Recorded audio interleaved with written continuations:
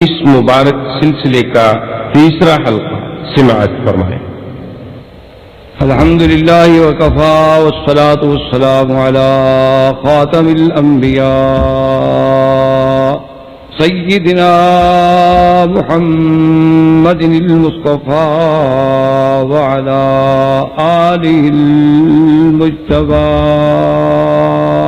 برادران اسلام، واجب الاحترام بزرگوں، دوستوں، بھائیوں، عزیز نوجوانوں،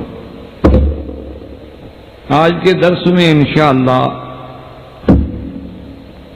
موضوع درس یہ ہوگا کہ شرک کیا ہے، شرک کی تعریف، کیونکہ ہم نے الحمدللہ اللہ کے قرآن کی روشنی میں پڑھا ہے اور دروس سابقہ میں ہم نے دیکھا ہے کہ سب سے بڑا ظلم عظیم کیا ہے؟ شرک۔ ان شرک لظلم عظیم، سب سے بڑی گمراہی کیا ہے؟ شرک۔ ومن یشرک باللہ فقد ضل ضلالا بعیدا۔ یہ ہم نے پڑھا ہے کہ مشرک کے لیے جنت حرام ہے، اسی طرح ہم نے پڑھا ہے کہ مشرک کی بخشش نہیں ہوگی۔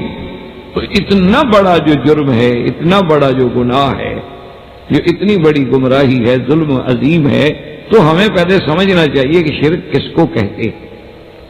جیسے میں نے پہلے عرض کیا تھا نا کہ کلمہ ہم پڑھتے ہیں، لیکن کلمہ پڑھتے تو ہیں لیکن کلمے کو سمجھتے نہیں۔ تو اسی طرح ہم کہتے ہیں جی اللہ نہ کرے خدا بچائے، جی شرک سے خدا بچائے، اللہ معاف کرے، توبہ توبہ۔ لیکن کیا ہم شرک کے معنی کو بھی سمجھتے ہیں یا نہیں؟ صرف ایک لفظ سنا ہوا ہے کہ شرک بری چیز۔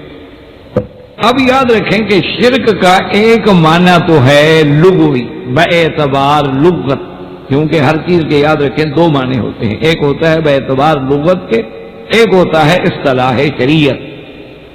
جیسے اب الحمدللہ اب حج کرتے ہیں، حج تو حج کا لغوی معنی جو ہے قصد ہے، کسی چیز کا قصد کرنا، ارادہ کرنا۔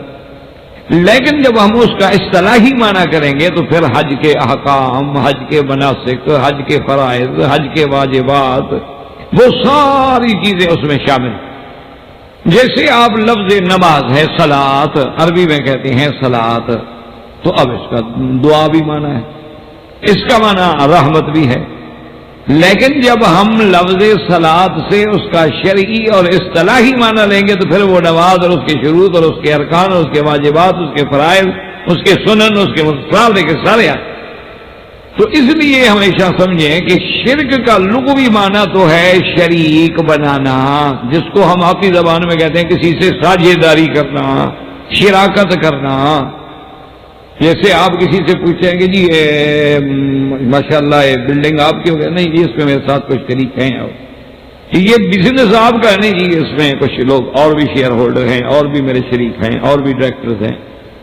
تو کسی چیز میں شرکت کرنا، ساجھا کرنا، اس کو کہتے ہیں شرک، شریک۔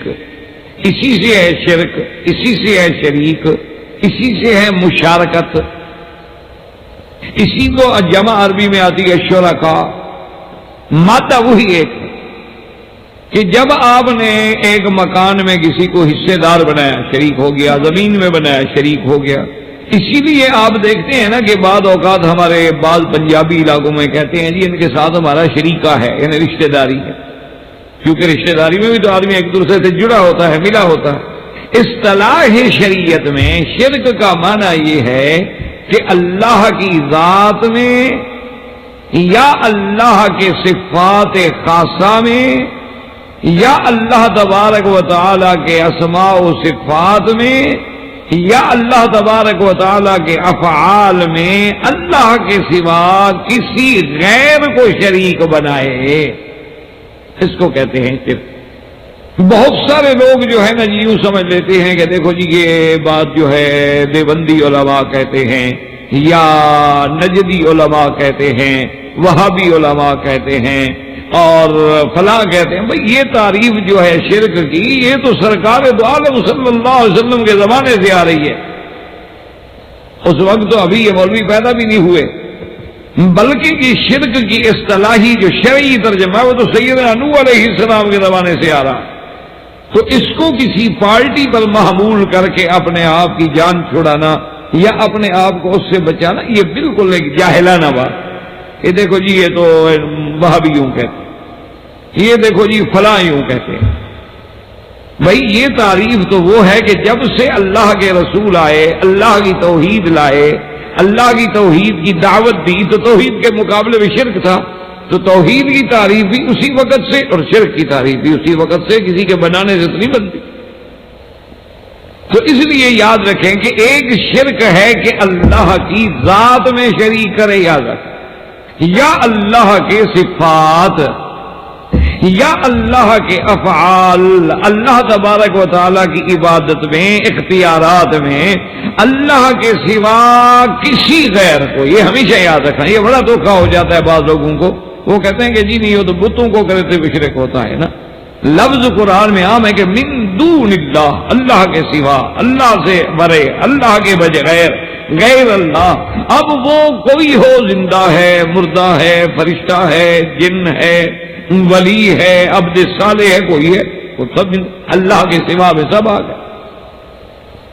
اچھا، شرک فی الذات کا کیا معنی ہے؟ اس کو آپ تھوڑا توجہ فرمائیں گے انشاءاللہ تو اللہ آسان کریں گے۔ شرک فی الذات کا معنی یہ ہوتا ہے کہ اللہ کی ذات میں شریک کرے۔ جیسے کہ بعض فرقے پیدا ہوئے جن کا عقیدہ یہ تھا کہ خدا ایک نہیں دو ہے، وہ فرق کرتے ہیں، وہ کہتے ہیں جی ایک خدا نہیں۔ یہ کیسے ہو سکتا ہے کہ ایک خدا خیر بھی پیدا کرے پھر وہی خدا شر بھی پیدا کرے؟ پیدا کیا ہوا؟ وہ کہتے ہیں یہ نہیں ہو سکتا کہ ایک ہی خدا ہے، وہ بھلائی بھی پیدا کرے برائی بھی پیدا کرے۔ وہی خدا ہے، وہ نور بھی پیدا کرے اور ظلمت بھی پیدا کرے، اندھیرا بھی پیدا کرے۔ وہ کہتے ہیں نہیں، اصل کہتے ہیں کہ یہ بات یہ ہے کہ خدا ہیں ہی دو۔ اب وہ اللہ کی ذات میں شرک کریں، وہ کہتے ہیں ایک نہیں ہے، وحدہ لا شریک نہیں ہے، بلکہ دو ہیں، ایک یزدان ہے، ایک آرمن ہے۔ وہ کہتے ہیں کہ جتنے کام خیر والے ہیں وہ یزدان، اور جتنے امور شر کے پیدا ہوتے ہیں وہ اہرمن پیدا کرے۔ وہ کہتے ہیں کہ ایک خدا سے دو متضاد چیزیں کیوں پیدا کرے؟ اس لیے وہ دو خداؤں کے قائل۔ یہ اس کی ذات میں شرک ہے۔ اس کو کیا کہیں گے؟ شرک فی ذات، کہ اللہ کی ذات کو اب دو بنا دیا، ایک کے بجائے دو خدا بنا۔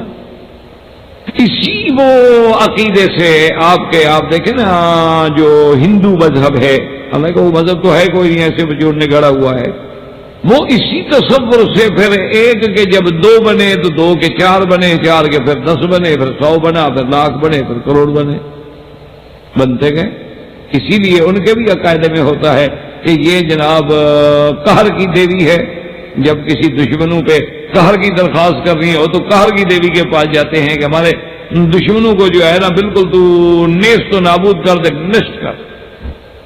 اور جب انہوں نے کوئی مہربانی مانگنی ہو کہ جی بارش نہیں ہوتی، فصل ہمارے تباہ ہو رہے ہیں، تو پھر مہر کی دیویاں الگ ہیں اور قہر کی دیویاں الگ ہیں، کالی دیوی الگ ہے۔ انہوں نے بھی اصل میں وہ ذہنوں میں وہی تقسیم بنا لی ہے کہ خیر کرنے والے دیوتا الگ ہوتے ہیں اور شر کرنے والے دیوتا الگ۔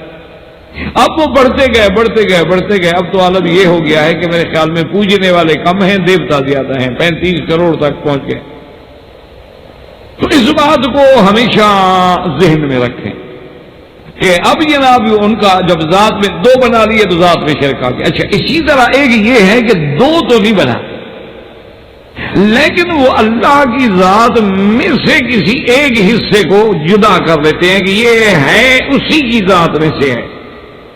جیسے آج کل بھی ہمارے ہاں غلط عقیدہ اور قرآن میں بھی ہے کہ وَجَعَلُوا لَهُ مِنْ عِبَادِهِ جُزْءًا، اللہ کے بندوں میں سے اس سے کچھ حصہ بنا لیا۔ جیسے ہمارے ہاں عقیدہ ہے اور بڑا زور شور سے اس پہ زور دیا جاتا ہے کہ اللہ کے نبی محمد مصطفیٰ نور ہیں، اور بھئی نور کیسا ہے؟ کیونکہ جب لفظ نور آ گیا تو اب آگے جھگڑا ہوگا بھی کون سا نور، کہ چلو ہم نے مان لیا دوسرا سب نور ہیں، تو نور سے مراد آپ کی کیا ہے؟ ایک نور سورج بھی ہے، وہ بھی نور ہے، چاند میں ہے وہ بھی نور ہے، ستاروں میں ہے وہ بھی نور ہے، اور اسی طرح بھی لائٹوں میں ہے یہ بھی نور ہے، تو کون سا نور؟ انہوں نے کہا نہیں آپ سمجھے نہیں، نور من نور اللہ، وہ اللہ کے نور میں سے نور کا ٹکڑا ہے۔ یعنی جیسے انہوں نے سب کا مشرکین نے اللہ سے ایک جز نکالی تھی، انہوں نے بھی کہا کہ محمد عربی صلی اللہ علیہ وسلم ہیں بھی نور، اور اسی لیے اول ما خلق اللہ نوری، سب سے پہلے اللہ نے میرے نبی کا نور کہتے ہیں پیدا فرمایا، اور پھر وہ نور کیا تھا؟ کہتے ہیں نور من نور اللہ ہے، اور ہمیشہ من جو ہے نا اکثر استعمال اس کا تبعیض کے لیے ہوتا ہے، یعنی گویا وہ بھی خدا کا ایک جز ہے۔ تو یہ عقیدہ، یہ بھی شرک فی ذات ہے، یاد رکھو۔ اللہ کو جز کرنا، اللہ کے ٹکڑے بنانا، اللہ کے نور کو تقسیم کرنا، اس سے پھر کسی کا حصے دار بنانا، اسی کا نام تو شرک ہے۔ اور یہ سمجھتے ہیں کہ ہم تو جی محبت میں کہہ رہے ہیں کہ حضور نور ہے، ہم تو اپنے ابا جان کو بھی لکھ دیتے ہیں حضور پر نور، ہم تو استاد کو بھی لکھ دیتے ہیں کہ حضور قبلہ عالم اور پر نور، حضور پر نور۔ پتہ نہیں کیسے نور سے پر کرتے ہیں، یہ بھی نہیں سمجھ نہیں آیا۔ نور سے بھرے ہوئے ہیں لیکن کھاتے روٹی ہیں۔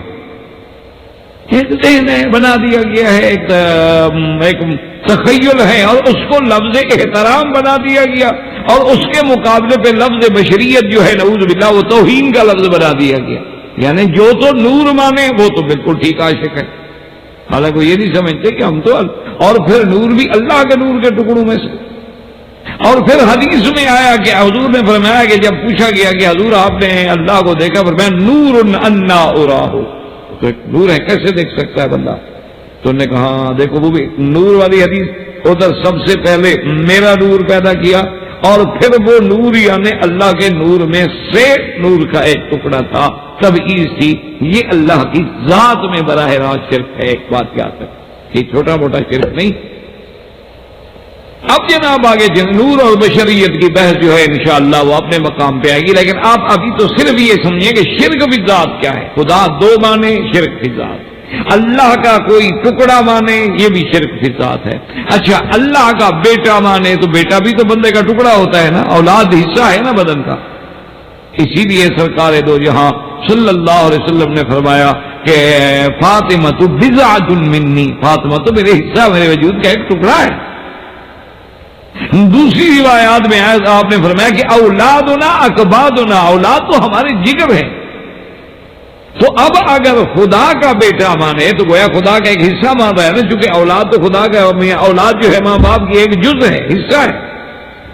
تو یہ وہ شرک ہے جو یہودیوں نے کیا کہ قالت الیہود عزیر ابن اللہ، ان کا عقیدہ کیا تھا کہ سیدنا عزیر علیہ السلام اللہ کے نبی ہیں، کہ وہ جو ہے وہ اللہ کا بیٹا۔ وقالت النصارى المسیح ابن اللہ، اور نصارہ کا عقیدہ کیا تھا کہ عیسیٰ علیہ السلام خدا کا بیٹا ہے۔ اب ان کے کچھ لوگ تعویل کرتے ہیں کہ بعض لوگ کہتے ہیں کہ جی بیٹے کا معنی یہ نہیں ہے کہ واقعی اللہ سے پیدا ہوئے ہیں یا اللہ کی بیوی ہے، معنی یہ ہے کہ جیسے انسان کسی سے پیار کرتا ہے اور کہتا ہے جی یہ میرا بیٹا ہے، حالانکہ وہ بیٹا نہیں ہوتا، لیکن ایک طالب العلم استاد کو پیارا ہے، وہ پوچھے جی یہ کون کہتی ہے میرا بیٹا ہے۔ بندہ بعض اوقات گھر میں کوئی ملازم کام کرتا ہے، وہ یہ نہیں کہتا جی میرا نوکر ہے، کہ نہیں جناب یہ تو میرا بیٹا ہے۔ تو کہتے ہیں کہ ہم جو ابن اللہ کہتے ہیں یہ بعض لوگوں کی تعویل ہے، ورنہ تو باقاعدہ انہوں نے اللہ کے لیے بیوی مانا ہے۔ اتخذ صاحبۃ وولدا، متخذ صاحبۃ وولدا، اللہ تو بیوی سے پاک ہیں، اولاد سے پاک ہیں۔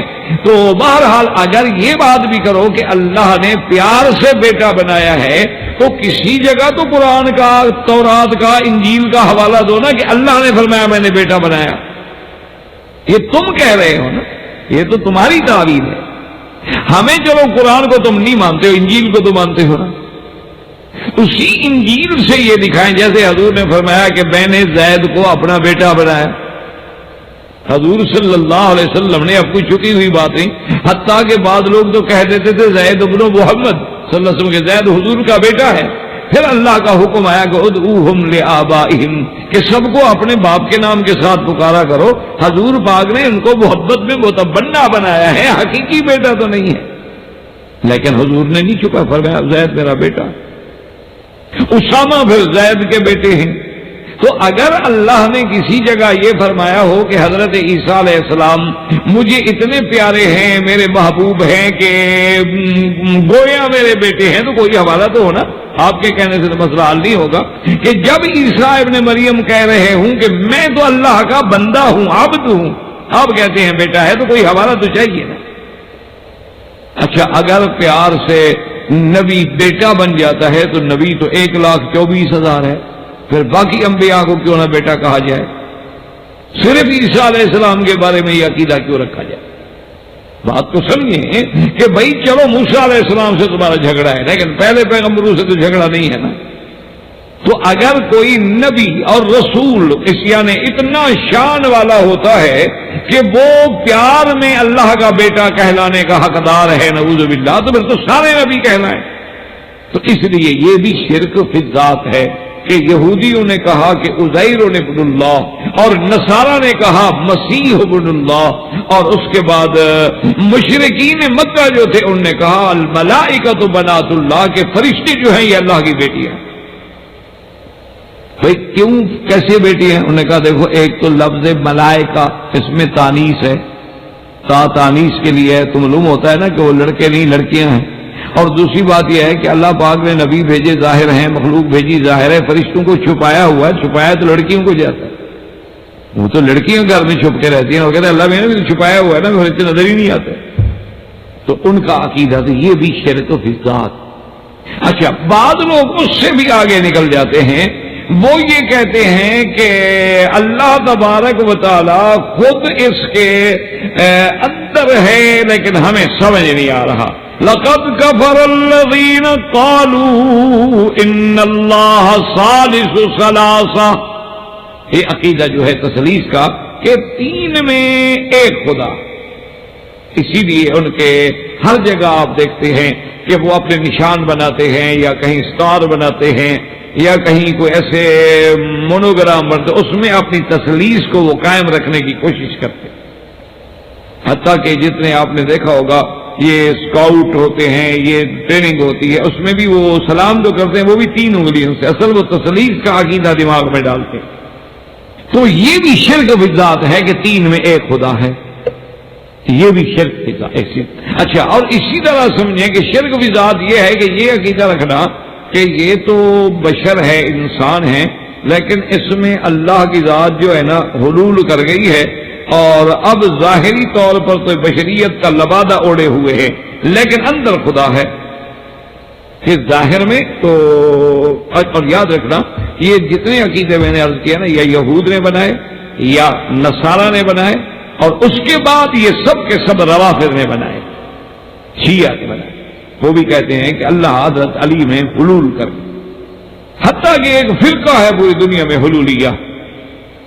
اسی طرح باقاعدہ ایک فرقہ ہے جو نصیری کہلاتے ہیں اپنے آپ کو، وہ بات اسی کے قائل ہیں کہ حضرت علی خود خدا ہے، باقاعدہ وہ اس کے قائل ہیں کہ نصیری جو ہیں وہ تو کہتے ہیں کہ حضرت علی خود خدا ہیں، ویسے دنیا میں اس لباس میں تشریف لائے ہیں۔ اور حلولیہ یہ کہتے ہیں کہ نہیں، حضرت علی تو انسان ہیں، علی ابن ابی طالب ہیں، داماد محمد مصطفیٰ ہیں، لیکن اللہ ان کے اندر حلول کر گئے۔ تو اس لیے اب آپ دیکھیں گے کہ کوئی بھی رافضی، کوئی بھی شیعہ کبھی آپ کو السلام علیکم نہیں کہے گا، بلکہ کہے گا یا علی مدد، دوسرا جواب میں کہے گا مولا علی مدد۔ عام علی ممکن دھوکہ لگ جائے کہ کون سا علی، یا علی میں تو لفظ علی تو مطلق ہے نا، کہ جب ہم کہتے ہیں یا علی مدد، کیا پتا کہ بھئی علی کون سا، مکے والا، مدینے والا، انڈیا والا، بنگلہ دیش والا، پاکستان والا؟ انہوں نے کہا نا او مولا علی مدد، جو اصل خدا ہے، جس میں خدا اترا ہوا، کیونکہ ہوا مولاکم واللہ مولاکم، اللہ مولانا ولا مولا لکم، اس لفظ کا اطلاق اللہ پہ تھا، نے کہا او مولا، اور آگے مدد، کیوں مدد کرنے والا تو خدا ہی ہوتا ہے۔ اس کے بعد شاید کہہ دیں السلام علیکم، لیکن پہلے وہ وہی لفظ کہیں گے تاکہ اپنے عقیدے کو دہرائیں اور دماغوں میں ڈال دیں۔ تو یہ بھی شرک فی الذات ہے۔ اور اسی طرح بے عین ہی لوگوں نے یہ عقیدہ رکھا ہے کہ سرکار دو عالم صلی اللہ علیہ وسلم جو دنیا میں تشریف لائے ہیں اور لباس بشریت میں ہیں اور اپنے آپ کو بشر بھی فرماتے ہیں، لیکن وہ کہتے ہیں کہ جی بات یہ ہے کہ یہ تو سارا ایک پردہ ہے، اندر میں تو آپ خود خدا ہیں۔ اور صرف یہ باتیں یہ نہیں کہ آپ یہ سمجھیں کہ نعوذ باللہ میں کوئی افسانہ بیان کر رہا ہوں، یہ وہ حقائق ہیں جو کتابوں میں ہیں۔ انہوں نے باقاعدہ کتابوں میں لکھا ہے کہ جب سرکار دو عالم معراج پہ گئے اور سدرۃ المنتہا کے بعد جب حضور رف رف پہ بیٹھے اور جبریل رک گئے، ان کی حد ختم ہو گئی اور حضور آگے گئے تو جب اللہ تبارک و تعالیٰ کے عرش پہ پہنچ گئے تو اب جبریل نے جو دیکھا تو دیکھا کہ کمال ہے، اور یہ تو اوپر تو وہی آپ ہیں۔ تو حضرت جبریل حیران ہو کے چپ کر کے کھڑے ہو گئے۔ تو آپ نے فرمایا کیوں کھڑے ہو؟ اس نے کہا حضور وہ نیچے بھی تو آپ تھے، اب عرش پہ بھی آپ ہیں، مجھے تو سمجھ نہیں آیا پھر وہاں سے آنے کی اور یہ جانے کی اور اس کا کیا مسئلہ تھا۔ تو اللہ نے فرمایا بس تمہاری حد عقل یہاں تک ہے، تمہاری حد پرواز یہاں تک ہے، بس آگے نہیں بڑھ سکتے۔ وہ کہتے ہیں کہ جناب جب جبریل نے یوں کر کے دیکھا نا عرش پہ تو آپ تھے اور مدینے میں بھی آپ تھے، تو وہ حیران رہ گیا۔ اسی کو انہوں نے باقاعدہ اپنی کتابوں میں لکھا ہے کہ جو مستوی تھا عرش پہ خدا ہو کر اتر پڑا ہے مدینے میں مصطفیٰ ہو۔ یعنی یہ بات تو یہودیوں اور نصارہ کو بھی نہیں سوجی۔ انہوں نے کہا کہ تین میں ایک ہے، پتہ نہیں ہمیں کہ کون ہے، لیکن ہے ان تین میں کوئی ایک خدا۔ لیکن یہ لوگ تو اتنے آگے بڑھ گئے کہ انہوں نے کہا کہ جو مستوی تھا عرش پہ خدا ہو کر وہ اتر پڑا ہے مدینے میں مصطفیٰ ہو کر، وہی عرش پہ مستوی تھا وہی مدینے میں۔ فرق کیا ہے؟ بلکہ لکھا ہے کہ جی احد اور احمد، کہتے ہیں جی میم نکال لو تو کیا بنے گا؟ احد۔ میم کا ایک پردہ ہی ہے۔ وہ کہتے ہیں دیکھو جی دونوں کے نام میں کیسا ہے کہ بس صرف میم نکالو خدا بن جائے، اور اگر احد میں ہم میم لگا دیں گے تو احمد بن جائے۔ یعنی خدا بنانا ہمارے ہاتھ میں ہوا کہ جب چاہیں ہم میم لگا دیں، جب چاہیں ہم نکال لیں، اور جس کے ساتھ چاہیں لگا دیں اور جس کے ساتھ چاہیں نکال دیں۔ اچھی بات ہے۔ تو یہ ہے شرک فی الذات۔ اچھا بعض لوگ اس سے بھی آگے بڑھ گئے۔ بعض نے تو کہا نا کہ حضرت علی میں حلول کر گیا، حضرت علی مولا ہے۔ بعض نے کہا کہ حضور صلی اللہ علیہ وسلم خود یعنی مصطفیٰ بھی ہیں، خدا بھی ہیں، اور بعض اس سے بھی آگے بڑھ گئے۔ انہوں نے کہا کہ جناب میرا مرشد جو ہے نا، جس سے میرا تعلق ہے، میرا مرشد، یہ ظاہر میں تو میرا مرشد ہی ہے نا، پیر ہے نا، اصل میں تو یہ خود خدا ہے۔ اور یہ باتیں میں فسانہ نہیں کہہ رہا، اللہ کا شکر کریں کہ توحید کے دروس کا سلسلہ اللہ نے شروع کیا، اللہ ہی توفیق دے۔ یہ ہے بڑا سخت، توحید ہے بڑی کڑوی، برداشت نہیں ہوگی آپ سے۔ میں کس سے کہانیاں شروع کروں نا تو مسجد بھر جائے گی انشاءاللہ۔ مگر بندے اکٹھے کرنے ہو نا تو کل سے کسے شروع کر دیتے ہیں، چل دیکھیں ادھر لوگ بیٹھے۔ تو توحید ہضم کرنا تو بڑا مسئلہ ہے، یہ تو بڑا سخت مسئلہ ہے۔ لیکن بہرحال اب آپ یہ سمجھیں کہ وہ اس قدر بڑھ گئے کہ اب یہودیوں نے کیا کہا تھا؟ عزیر اللہ کا بیٹا۔ اچھا پتہ ہے اللہ کا بیٹا کیوں کہا اس کو؟ عیسیٰ علیہ السلام کے بارے میں تو یہ بات جو کہ مشہور ہے نا، ہر آدمی جانتا ہے کہ بھی بغیر باپ کے پیدا ہوئے تھے، تو اس لیے انہوں نے عقیدہ بنا لیا کہ خدا کا بیٹا ہے۔ لیکن عزیر علیہ السلام کو ابن اللہ کیوں کہا گیا؟ تو اس کی وجہ یہ ہے کہ یہ چند ہی آدمی تھے، حضرت عزیر، حضرت موسیٰ علیہ السلام، حضرت عیسیٰ علیہ السلام، یوشع ابن نون، جن کو تورات و انجیل یاد تھی، ورنہ تورات انجیل کسی کو یاد نہیں ہوتی تھی۔ وہ کتابیں اس کے ایسے حافظ نہیں ہوتے تھے جیسے قرآن کے ہمارے ہاں حافظ ہیں۔ تو اتفاق ایسا ہوا کہ جب تورات ان سے گم ہوئی تو حضرت عزیر علیہ السلام نے بے حفظ الغیب تورات لکھ دی دوبارہ۔ تم نے کہا ہاں دیکھیں نا، اس کو خدا کی بات ایک بھی نہیں بھولی، ایک لفظ میں بھی غلطی نہیں کی، زبر زیر میں بھی غلطی نہیں کی۔ اس اللہ کا بیٹا ہے، اپنے باپ کی باتوں کو بہت یاد رکھا ہے، اس نسبت سے انہوں نے۔ تو اب آپ خود اندازہ کریں کہ یہودیوں نے کہا ابن اللہ بیٹا ہے، نصارہ کی ایک جماعت نے کہا ابن اللہ بیٹا ہے، دوسری جماعت نے کہا کہ ثالث و ثلاثہ، تین میں سے ایک ہے، چوتھی جماعت نے کہا کہ ان اللہ هو المسیح ابن مریم، خود مسیح ہی اللہ ہے، خدا ہے۔ مشرکین نے کہا کہ ملائکہ اللہ کی بیٹیاں۔ اسی لیے قرآن میں آپ جب سورۃ نجم پڑھیں گے تو اللہ نے پہلے جب رسالت کی شان بیان کی، جبریل کی شان بیان کی، محمد مصطفیٰ کی شان بیان کی کہ میں نے ایسا نبی بھیجا، ایسا پیغمبر بھیجا، ایسی وحی اتاری، اور جبریل کے ذریعے اپنے نبی کو تعلیم دی، اور جبریل کا یہ مقام تھا۔ اور اس کے بعد فرماتے افرأیتم اللات والعزی ومناۃ الثالثۃ الاخری، اللہ نے فرمایا ظالمو، اس خدا کو چھوڑ کے، محمد مصطفیٰ کو چھوڑ کے، کس کو خدا بنائے؟ وہ لات کو، عزیٰ کو، منات۔ کچھ عقل تو کرو. کوئی 18 19 20 کا فرق ہوتا تو چلو کچھ تم مان لیتے. ایک طرف وہ خدا وحدہ لا شریک ہے, وہ خالق و مالک ہے, اور ایک طرف یہ ہے جو بالکل تمہارے محتاج ہے. افرأیتم اللات والعزی ومناۃ الثالثۃ الاخری. اور آگے قرآن پھر رد کرتا ہے کہ الکم الذکر وله الانثی, کہ اے ظالمو یہ تم نے کیا کیا, تلک اذن قسمۃ ضیزی. اللہ نے فرمایا اپنے لیے تو لڑکے پسند کرتے ہو, دعائیں کرتے ہو کہ دعا کرو اللہ لڑکا دے, اولاد نرینہ دے, دوائیں دیتے ہو, علاج کرتے ہو, اور جس چیز کو اپنے لیے پسند کرتے ہو اور لڑکیوں کو اپنے لیے ناپسند کرتے ہو, ان کی ولادت پہ تمہیں خوشی کے بجائے غم لاحق ہوتا ہے, آر لاحق ہوتی ہے. تو جو اچھی چیز ہے وہ اپنے لیے چن رہے ہو, اور جو بری چیز ہے وہ خدا کے حوالے کر رہے ہو. عجیب بات ہے, بڑی اچھی تقسیم کر رہے کہ تمہارے نزدیک تو لڑکیاں بری ہیں, کہ جو بری ہیں وہ تو اللہ کی بیٹیاں بنا دی ہیں, اور لڑکے تم نے اپنے لیے رکھ لی. یہی تمہارا عقل ہے, یہی تمہاری سمجھ ہے. تو دیکھیں ان کا یہ شرک تھا. اور بعد میں یہ عقیدہ رکھا حلولیہ کا کہ اللہ حضرت علی میں حلول کر گئے ہیں, یہ بھی شرک کی ذات ہے. اور اسی سے وہ بڑا قصہ مشہور ہے نا کہ منصور نے کہا تھا انا الحق. یہ آج تک لوگوں کو بڑا سناتے ہیں نا کہ یہ جی وہابیوں کو تو پتہ نہیں نا, وہ منصور تو نہیں کہہ رہا تھا نا انا الحق, وہ تو منصور کے پردے میں خدا بول رہا, وہ تو اللہ اندر تھا نا, وہ کہتا تھا انا الحق, منصور تھوڑا کہتا تھا. وہ کہتے ہیں خدا اندر تھا, بول تو خدا رہا تھا, لیکن چونکہ وہ منصور کے اندر تھا, دیکھنے میں تو سامنے منصور تھا نا, تو ان وہابیوں نے کفر کا فتویٰ لگا کے مروا دیا منصور کو. اصل تو ان کے پاس وہ آئینہ کی نہیں تھی جو خدا کو دیکھ سکے. تو اسی لیے وہ ان الحق منصور والا ہے.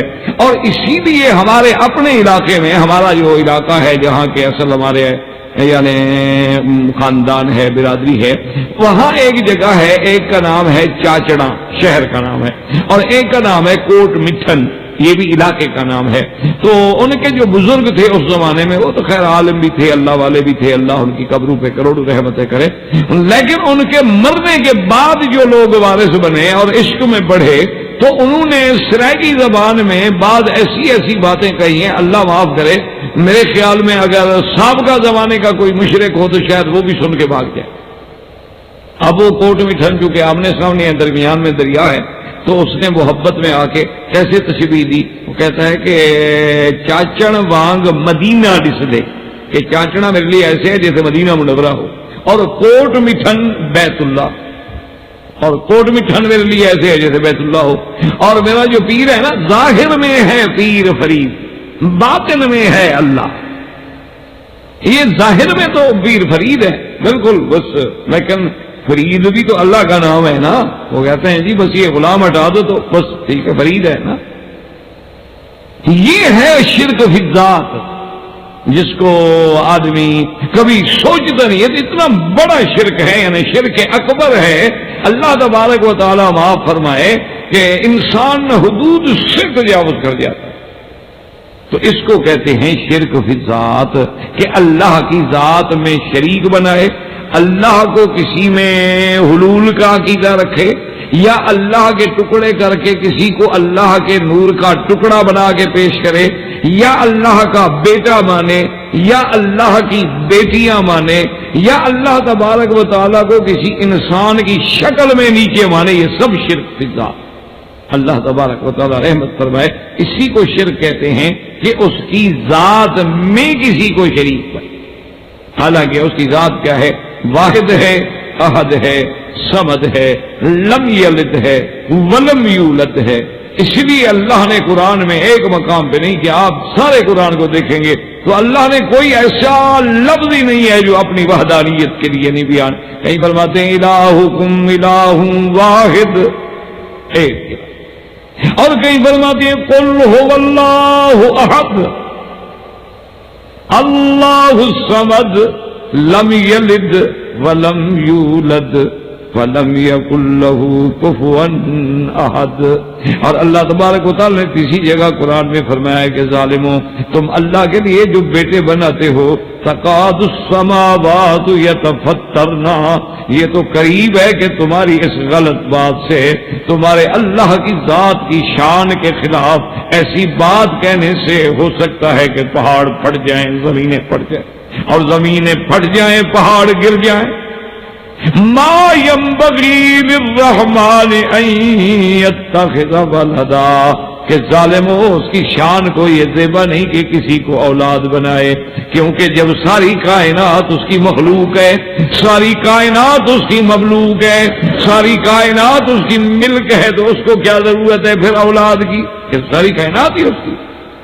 اسی لیے اللہ نے فرما دیا کہ ان کل من فی السماوات والارض الا آتی الرحمن عبدا، کہ جو بھی آسمانوں میں ہے زمینوں میں ہے وہ اللہ کے سامنے بندے ہیں، اللہ کے عبد ہیں، اللہ تبارک و تعالیٰ کے آگے مانگنے والے ہیں، چاہے وہ ملائکہ ہیں، انبیاء ہیں، رسل ہیں، من فی السماوات والارض۔ اور اللہ نے فرمایا آج اگر تم میری ذات سے شریک کر رہے ہو، یاد رکھو کہ تم سب نے پھر میری طرف آنا ہے، اور میری طرف جب آؤ گے وَكُلُّهُمْ آتِيهِ يَوْمَ الْقِيَامَةِ فَرْدًا، اور تم نے اکیلے آنا ہے، وہاں یہ تمہارے چھڑانے والے بھی نہیں ہوں گے، شرکا بھی نہیں ہوں گے، جن کو تم نے خدا بنایا، خدا کا بیٹا بنایا ہے، وہ بھی برات کا اعلان کر دیں کہ ہم نے تو کبھی ان سے نہیں کہا کہ یہ عقیدہ رکھو۔ تو یاد رکھو اس کو کہتے ہیں شرک فی الذات، کہ اللہ کی ذات میں شریک بنایا جائے۔ اللہ تبارک و تعالی ہمیں بھی، آپ کو بھی، ہر مسلمان کو شرک کے ہر قسم سے نجات عطا فرمائے۔ اب دوسرا سمجھیں، شرک فی الذات کے بعد ہے شرک فی الصفات۔ شرک فی الصفات کا کیا معنی ہے؟ اس میں بہت سارے لوگ جو ہیں اللہ معاف فرمائے بڑی بڑی غلط فہمیوں میں مبتلا ہیں، اللہ ہدایت کے فیصلے کر دے۔ شرک فی الصفات کا معنی یہ ہوتا ہے کہ وہ صفت خاص جو صرف اللہ کی ذات کے لیے ہے، اس میں کسی غیر کو شریک بنائے۔ کیا معنی؟ وہ صفت کسی دوسرے میں بھی مانے، تو اس کا معنی ہے شرک فی الصفات۔ کیا معنی؟ صفت علم۔ اب بات کو سمجھیں کہ علم تو اللہ نے سب کو دیا ہے، یہی تو دھوکہ لگتا ہے نا، اسی وجہ سے تو بہت سارے لوگ اللہ معاف کرے یا معطلہ بن گئے، یا مشبہہ بن گئے، یا تعطیل میں چلے گئے، یا تعبیر میں چلے گئے، یا تشبیہ میں چلے گئے، نعوذ باللہ ثم نعوذ باللہ۔ تو بات کو سمجھیں، وہ یہ کہتے ہیں مثلا صفت علم ہے۔ اب اللہ تبارک و تعالیٰ کا جو علم ہے، اللہ تبارک و تعالیٰ کا جو علم کامل ہے، علم محیط ہے، علم ازلی ہے، علم تام ہے، اس میں کسی غیر کو شریک بنائے تو اب شرک آ جائے۔ اس کو کہتے ہیں شرک فی الصفات۔ مثلا ہمارا عقیدہ ہے کہ عالم الغیب اللہ، ہر غیب جاننے والا اللہ۔ ہمارا عقیدہ ہے کہ دنیا میں کائنات میں کوئی ایسی چیز نہیں ہے جو اللہ سے چھپی ہوئی ہو، ذرہ ذرہ خدا کے علم میں۔ اب آپ دیکھیں مثال کے طور پر جب آپ کعبۃ اللہ میں جاتے ہیں اللہ کی رحمت سے ملتزم کے سامنے، مقام ابراہیم پہ، یا اور کسی بین الرکنین یا صفا پہ یا مروہ میں، حج میں آپ نے ماشاءاللہ دیکھا ہوگا منظر کہ کیسے دنیا کے کائنات سے من اقطار الارض من کل فج عمیق کائنات دوڑ دوڑ کے آ رہی ہے، اور ہر آدمی کی اپنی بولی، کوئی اردو میں بول رہا ہے، کوئی فارسی میں بول رہا ہے، کوئی پشتو میں بول رہا ہے، کوئی بلوچی میں بول رہا ہے، پھر کوئی بروہی زبان بول رہا ہے، اس کے بعد جناب کوئی اس کے علاوہ آپ دیکھیں بنگالی بنگلہ میں بول رہا ہے، کوئی برمی زبان میں بول رہا ہے۔ اچھا صرف عربی دیکھ لو تو عربیوں کی زبان کا کتنا فرق ہے۔ اب اگر کوئی الجزائر کا عربی بات کرے آپ نہیں سمجھیں، اگر آپ کے سامنے کوئی مراکشی عربی بات کرے آپ کو پتہ لگے گا، حالانکہ وہ بھی عرب ہے۔ صرف عرب کے اندر کتنے لغات ہیں، کتنے لحن ہیں، کتنے اختلافات ہیں۔ اور اسی طرح دیکھیں جناب کہ اردو کے اندر جو ہے، ابھی آپ دیکھ لیں کہ اپنا اردو اگر دلی والوں کی اردو سنو گے تو الگ ہے، لکھنؤ والوں کی الگ ہے، حیدرآباد والوں کی تو بالکل الگ ہے۔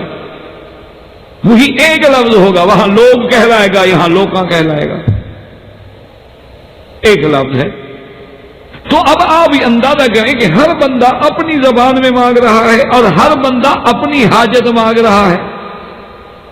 وہ اس پہ مجھے ایک لطیفہ یاد آیا، ہمارے ایک دوست تھے، اللہ ان کی قبر پہ رحمت کرے، شاعر تھے بہت بڑے، شاعر احرار مرزا جہاں باز، تو بڑے مجاہد آدمی تھے، انہوں نے انگریزوں کے خلاف بڑا یعنی تحریک آزادی میں حصہ لیا اور 11 سال قید کاٹی۔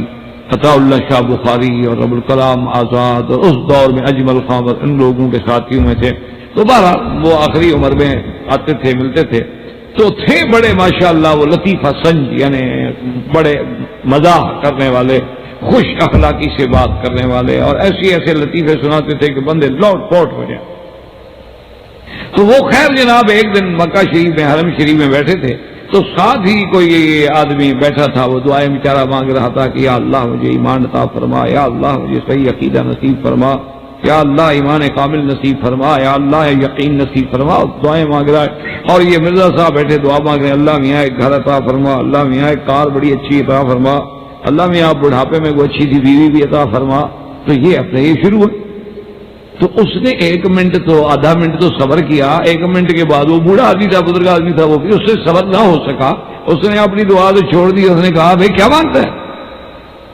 انہوں نے کہا کیا مانگ رہے خدا کے کعبے میں بیٹھ کے؟ ابھی ان لوگ کبھی عورت مانگتا ہے، کبھی سارا مکان مانگتا ہے، کبھی اللہ میاں سے کار مانگتا ہے، کیا بکواس کر رہے ہو تم؟ تو بڑے آرام سے بالکل نہیں ہنسے اور دیکھ کے کہا کہ بزرگوں ناراض ہونے کی کیا بات ہے، بندہ وہی چیز مانگتا ہے جو اس کے پاس نہ ہو۔ تمہارے پاس ایمان نہیں ہوگا تم مانگ رہے ہو، میرے پاس تو کار اور مکان نہیں ہے، میں وہ مانگ رہا ہوں۔ جو چیز کسی کے پاس ہو بھلا وہ بھی کوئی مانگتا ہے؟ انہوں نے کہا ہمیشہ ہر بندہ وہ چیز مانگتا ہے جو اس کے پاس نہ ہو۔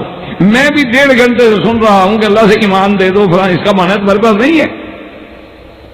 میں تو میرے پاس ایمان بھی ہے، اللہ پہ یقین بھی ہے، عقیدہ بھی میرا ٹھیک ٹھاک ہے، کار نہیں، مکان نہیں، بیوی نہیں، میں مانگ رہا ہوں۔ تو جو ضرورت ہے مجھے میں وہ مانگ رہا ہوں۔ اب جناب وہ بیچارہ پریشان کہ یہ کیا بلا مجھے ٹکر گئی، اس کو کیا پتا تھا کہ یہ تو بڑے لوگوں میں ہے ماشاءاللہ۔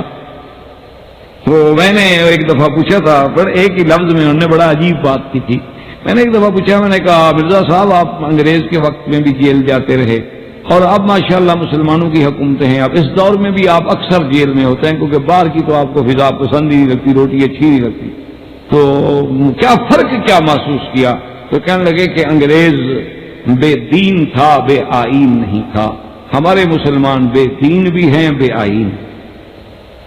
میں کہا اس کے پاس دین تو نہیں تھا لیکن کوئی اصول تو تھے، کوئی آئین تو تھا، کوئی ضابطہ تو تھا، کوئی A کلاس B کلاس کا فرق تو تھا۔ انہوں نے کہا یہ تو سبحان اللہ سب کو رگڑا لگا دیتے ہیں، نہ یہاں دین ہے نہ یہاں آئین، یعنی اندازہ کریں۔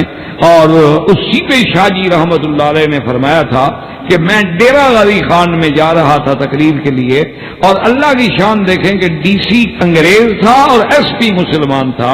ایس پی نے سمری بھیجی ڈی سی کو کہ عطا اللہ شاہ بخاری جلسے کے لیے آ رہا ہے، اشتہار لگ گئے ہیں، اور یہ تو سب سے بڑا خطرناک آدمی ہے، دہشت گرد آدمی ہے، اور اس کی تقریر میں تو لوگوں پہ جادو ہو جاتا ہے، یہ تو عذاب آ جائے گا ہمارے ضلع میں، اس کا داخلہ بند کر دیا جائے، اس کو ڈیرہ غازی خان کے حدود میں داخل ہونے پر پابندی لگا دی جائے۔ میں آپ کو مطلع کر رہا ہوں، ورنہ اس ضلع میں جو فسادات ہوں گے یا اس کے بعد جو نتائج نکلیں گے اس کی ذمہ داری پھر مجھ پہ نہیں ہوگی۔ میں نے قبل از وقت بتا دیا ہے۔ جب ڈی سی کے پاس وہ سمری پہنچی تو پڑھ کے رکھ دی، جواب نہیں دیا۔ ایک دن گزر گیا، دوسرا دن گزر گیا، ایس پی صاحب غصے میں بھاگتے ہوئے ڈی سی صاحب کے پاس گئے۔ انہوں نے کہا سر میں نے 2 دن ہوئے ہیں آپ کو رپورٹ بھیجی ہے، جواب نہیں آیا، جلسے کے دن قریب آ رہے ہیں، ہم نے ان کی تعمیل بھی کرانی ہے، ضلع سے روکنا بھی ہے ان کو۔ تو ڈی سی کہنے لگا کہ ایس پی صاحب مجھے بات سمجھ نہیں آئی۔ میں نے کہا سر بڑا واضح لکھا ہوا ہے۔ انہوں نے کہا نہیں، مجھے بات یہ سمجھ نہیں آتی کہ ایک آدمی جرم نہ کرے اور سزا پہلے دے دی جائے۔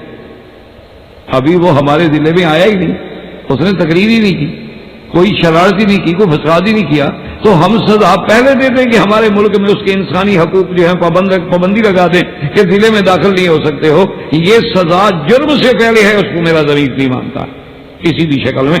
آنے دو اس کو، تقریر کرے گا، شرارت کرے گا، ہمارے پاس قانون ہے، فورس ہے، ہمارے پاس حکومت ہے، اقتدار ہے، ہم نمٹیں گے اس سے۔ یہ کیا بات ہے کہ ابھی وہ آیا نہیں اور سزا ہم پہلے جاری کر دیں؟ اب مسلمان دیکھیں یہ لکھ رہا ہے اور انگریز یہ۔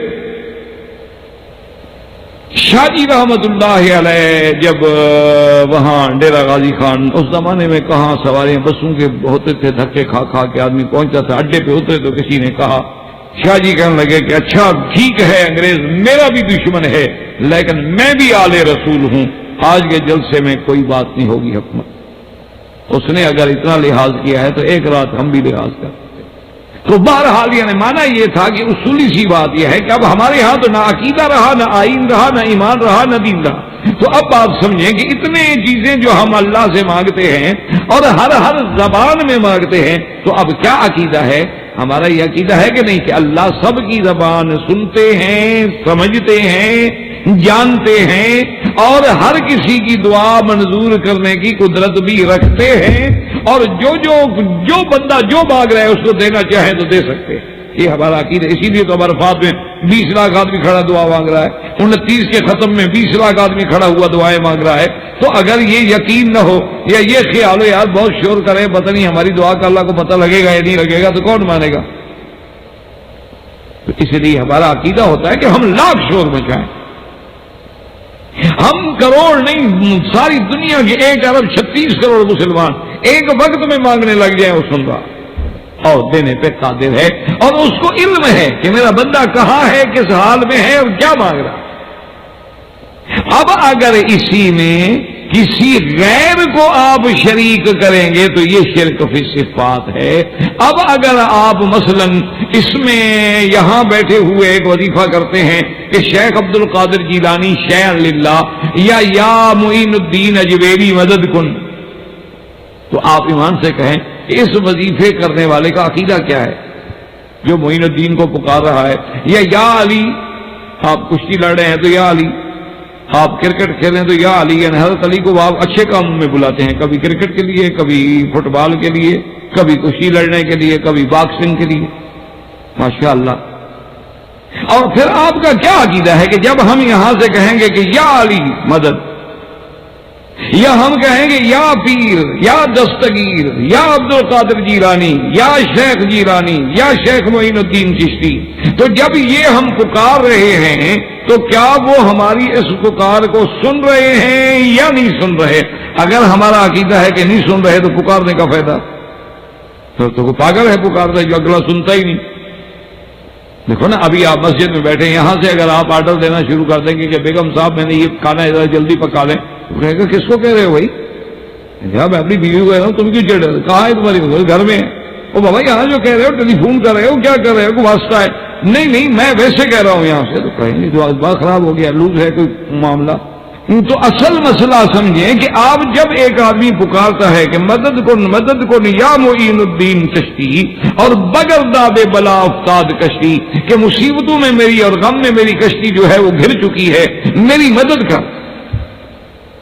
اور باقاعدہ انہوں نے یعنی آپ اندازہ کریں کہ، اور یہ بھی عقائد جو ہیں وہی سے آئے ہیں، باقاعدہ روافض میں یہ ایک ہے ان کی ناد علی، باقاعدہ ان کا وظیفہ ہے، اور یہ باقاعدہ ان کے اعتقاد کا حصہ ہے۔ وہ کہتے ہیں کہ لی خمسۃ اطفی بہا حر الوبا الحاطمہ، میرے پاس 5 تن جو ہیں، میں تو جہنم کی آگ ان کے ذریعے بجھا دوں گا۔ وہ کہتا ہے مجھے کیا خوف ہے جہنم کا؟ لی خمسۃ اطفی بہا حر الوبا الحاطمہ المصطفیٰ والمرتضی ابناہما والفاطمہ، کہ ایک حضرت مصطفیٰ سیدنا محمد مصطفیٰ، علی المرتضیٰ ان کے 2 بیٹے حسن حسین، تیسری بیٹی کو نہیں مانتے، اور 5واں سیدہ فاطمہ الزہرا رضی اللہ تعالی عنہا۔ اور یہی وہ عقیدہ ہے جو ہمارے مشرکوں نے بنا لیا کہ بغیر داب بلا افتاد کشتی، مدد کن یا معین الدین چشتی، اور اس کے بعد باقاعدہ کتابوں میں لکھا ہے کہ جب تمہیں کوئی مصیبت پیش آ جائے تو 2 رکعت نماز نفل پڑھنے کے بعد تم اپنا رخ جو ہے وہ بغداد کی طرف کر کے یا شیخ عبد القادر جیلانی شیئا للہ کا ایک تسبیح پڑھیں اور اس کے بعد الٹے پاؤں 11 قدم جانے کے بعد پھر سیدھے ہو کے چلے جائیں، تمہاری مشکل جو ہے فوراً حل کر دیں گے، حضرت کی روح ادھر متوجہ ہو جائے گی اور تیری ساری مشکلات جو ہیں وہ حل ہو جائیں گی۔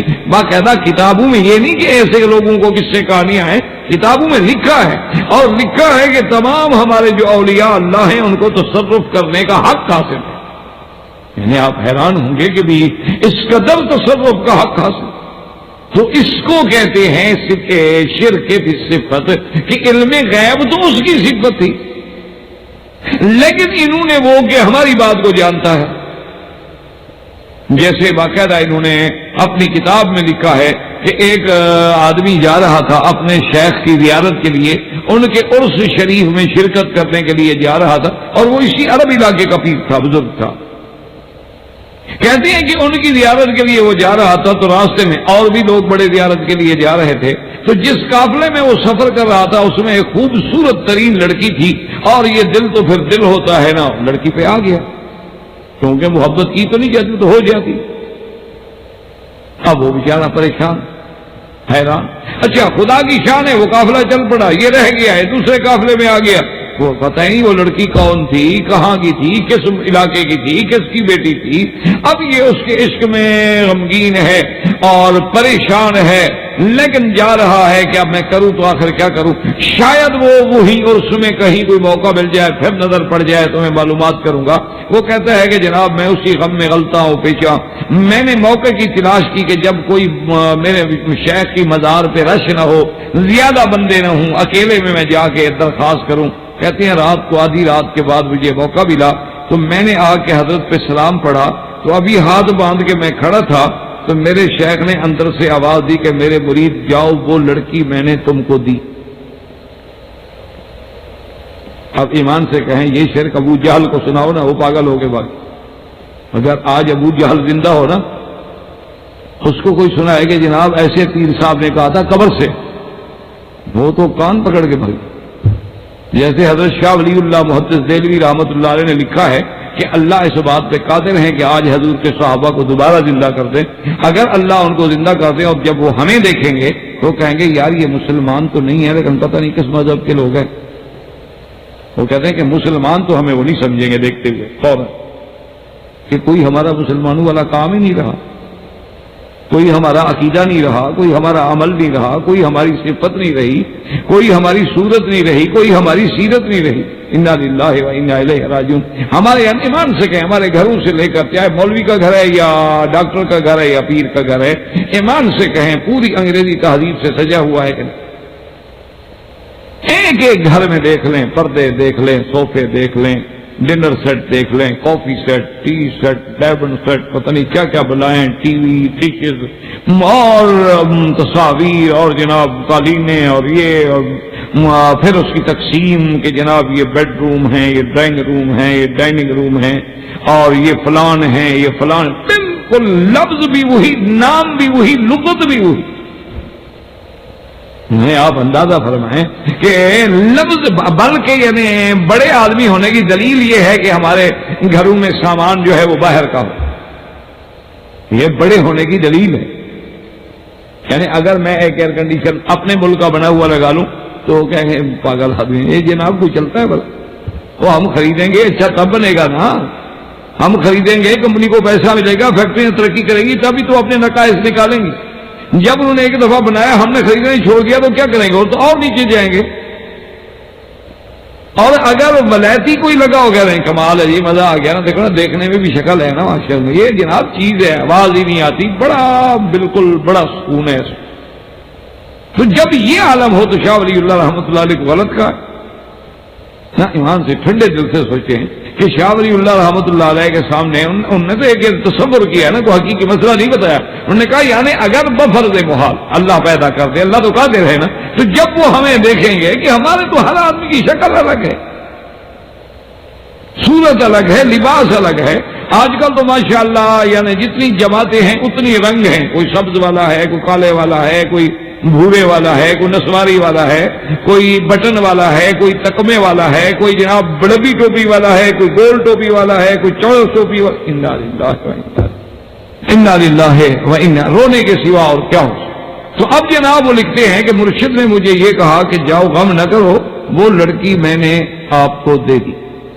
وہ کہتا ہے کہ میں حیران پریشان، ایک تو شرمندہ بھی بڑا کہ یار گئی تو چوری پکڑی گئی، پیر کو تو پتہ ہی لگ گیا کہ میں اس لڑکی پہ عاشق ہوں۔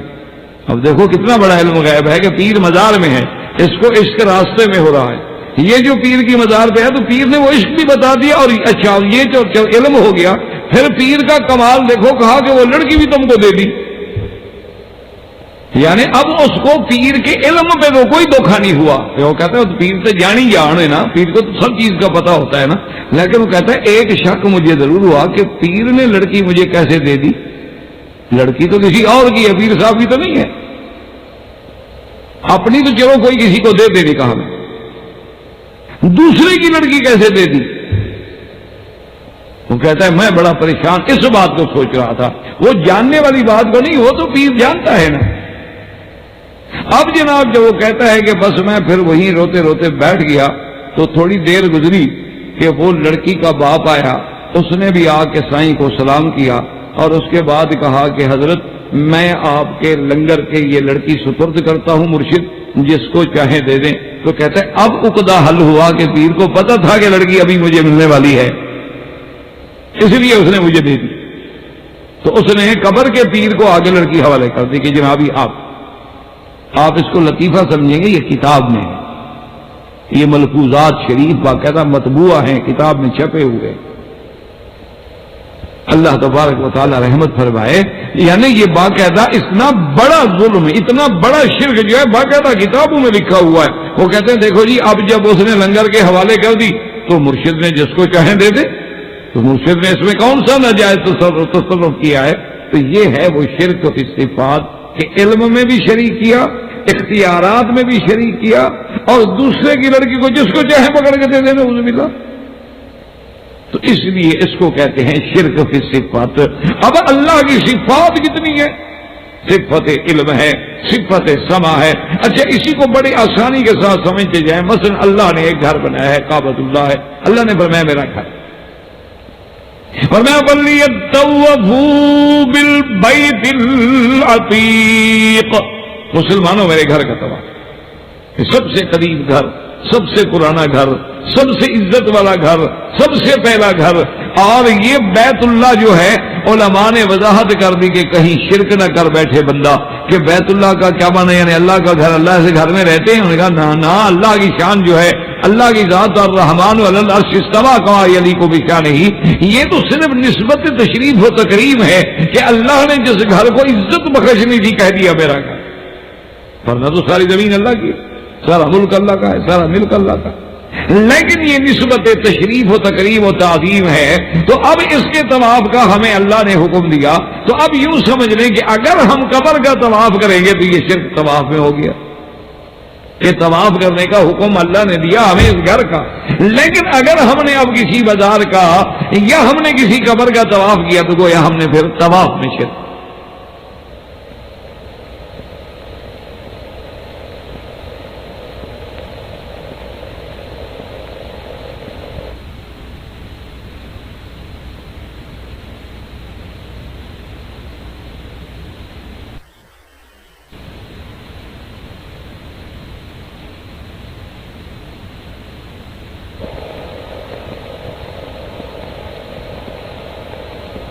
اس لیے اس کو کہتے ہیں ایک شرک فی الذات اور ایک شرک کیا ہے، شرک فی الصفات، کہ وہ صفات جیسے صفت علم ہے، لیکن یاد رکھیں علم کامل، ہمیشہ دماغ میں یاد رکھنا، ورنہ علم تو اللہ نے سب کو دیا ہے، علم تو اللہ نے انسانوں کو دیا، علم تو اللہ نے جنات کو دیا ہے، علم تو اللہ نے پرندوں کو بھی دیا ہے، علم تو اللہ نے حیوانات کو بھی دیا ہے، علم اللہ تبارک و تعالیٰ نے تمام مخلوق کو دیا ہے، حشرات کو بھی علم دیا ہے۔ آپ نے دیکھا نہیں ہے کہ بعض چیزیں جو ہے جب گرمی ہو تو نکل آتی ہیں، بعض سردی ہو تو نکل آتی ہیں، بعض چیزیں صبح ہو تو چہچہانا شروع کرتی ہیں، رات ہو تو چپ ہونا شروع کر دیتی ہیں، یہ علم تو، لیکن علم کامل کسی کا نہیں ہے، اس لیے حضرت خضر نے علیہ السلام نے جب دیکھا کہ سیدنا موسیٰ علیہ السلام بھی کشتی پہ ہیں اور ایک چڑیا نے آ کے چونچ بھری دریا سے، تو حضرت خضر نے پوچھا کہ موسیٰ هل نقص من ماء البحر شيء، یہ سمندر کے پانی سے اس کے چڑیا کے چونچ بھرنے سے کوئی چیز کمی ہو گئی ہے؟ تو موسیٰ علیہ السلام ہنس پڑے، نے کہا یار ایک چڑیا ایک چونچ میں کتنی پانی 2 قطرے لے گئی ہوگی، اس سے سمندر کو کیا فرق پڑتا ہے؟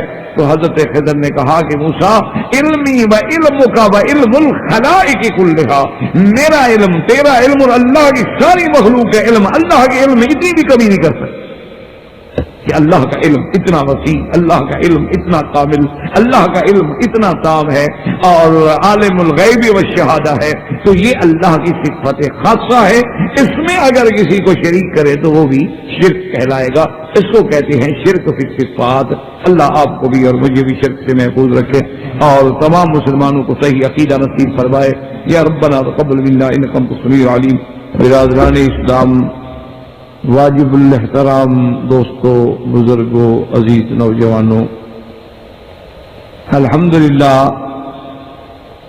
آپ کے اس فورم میں مسئلہ عقائد پر سلسلہ دروس اللہ کی رحمت سے شروع ہے، اور درس سابق میں نے عرض کیا تھا کہ شرک جو ہے ایک تو ہے شرک فی ذات، اللہ کی ذات میں کسی کو شریک بنا، مسلمانوں کا عقیدہ ہے کہ وہ وحدہ لا شریک۔ اب اگر اللہ کی ذات میں شریک بنائے تو مشرک، جیسے اللہ تبارک و تعالیٰ کے لیے یہود نے بیٹا بنا لیا حضرت عزیر علیہ السلام کو، نصارہ نے حضرت عیسیٰ علیہ السلام کو، مشرکین مکہ نے ملائکۃ اللہ کو اللہ کی بیٹیاں بنا دیا، تو یہ شرک۔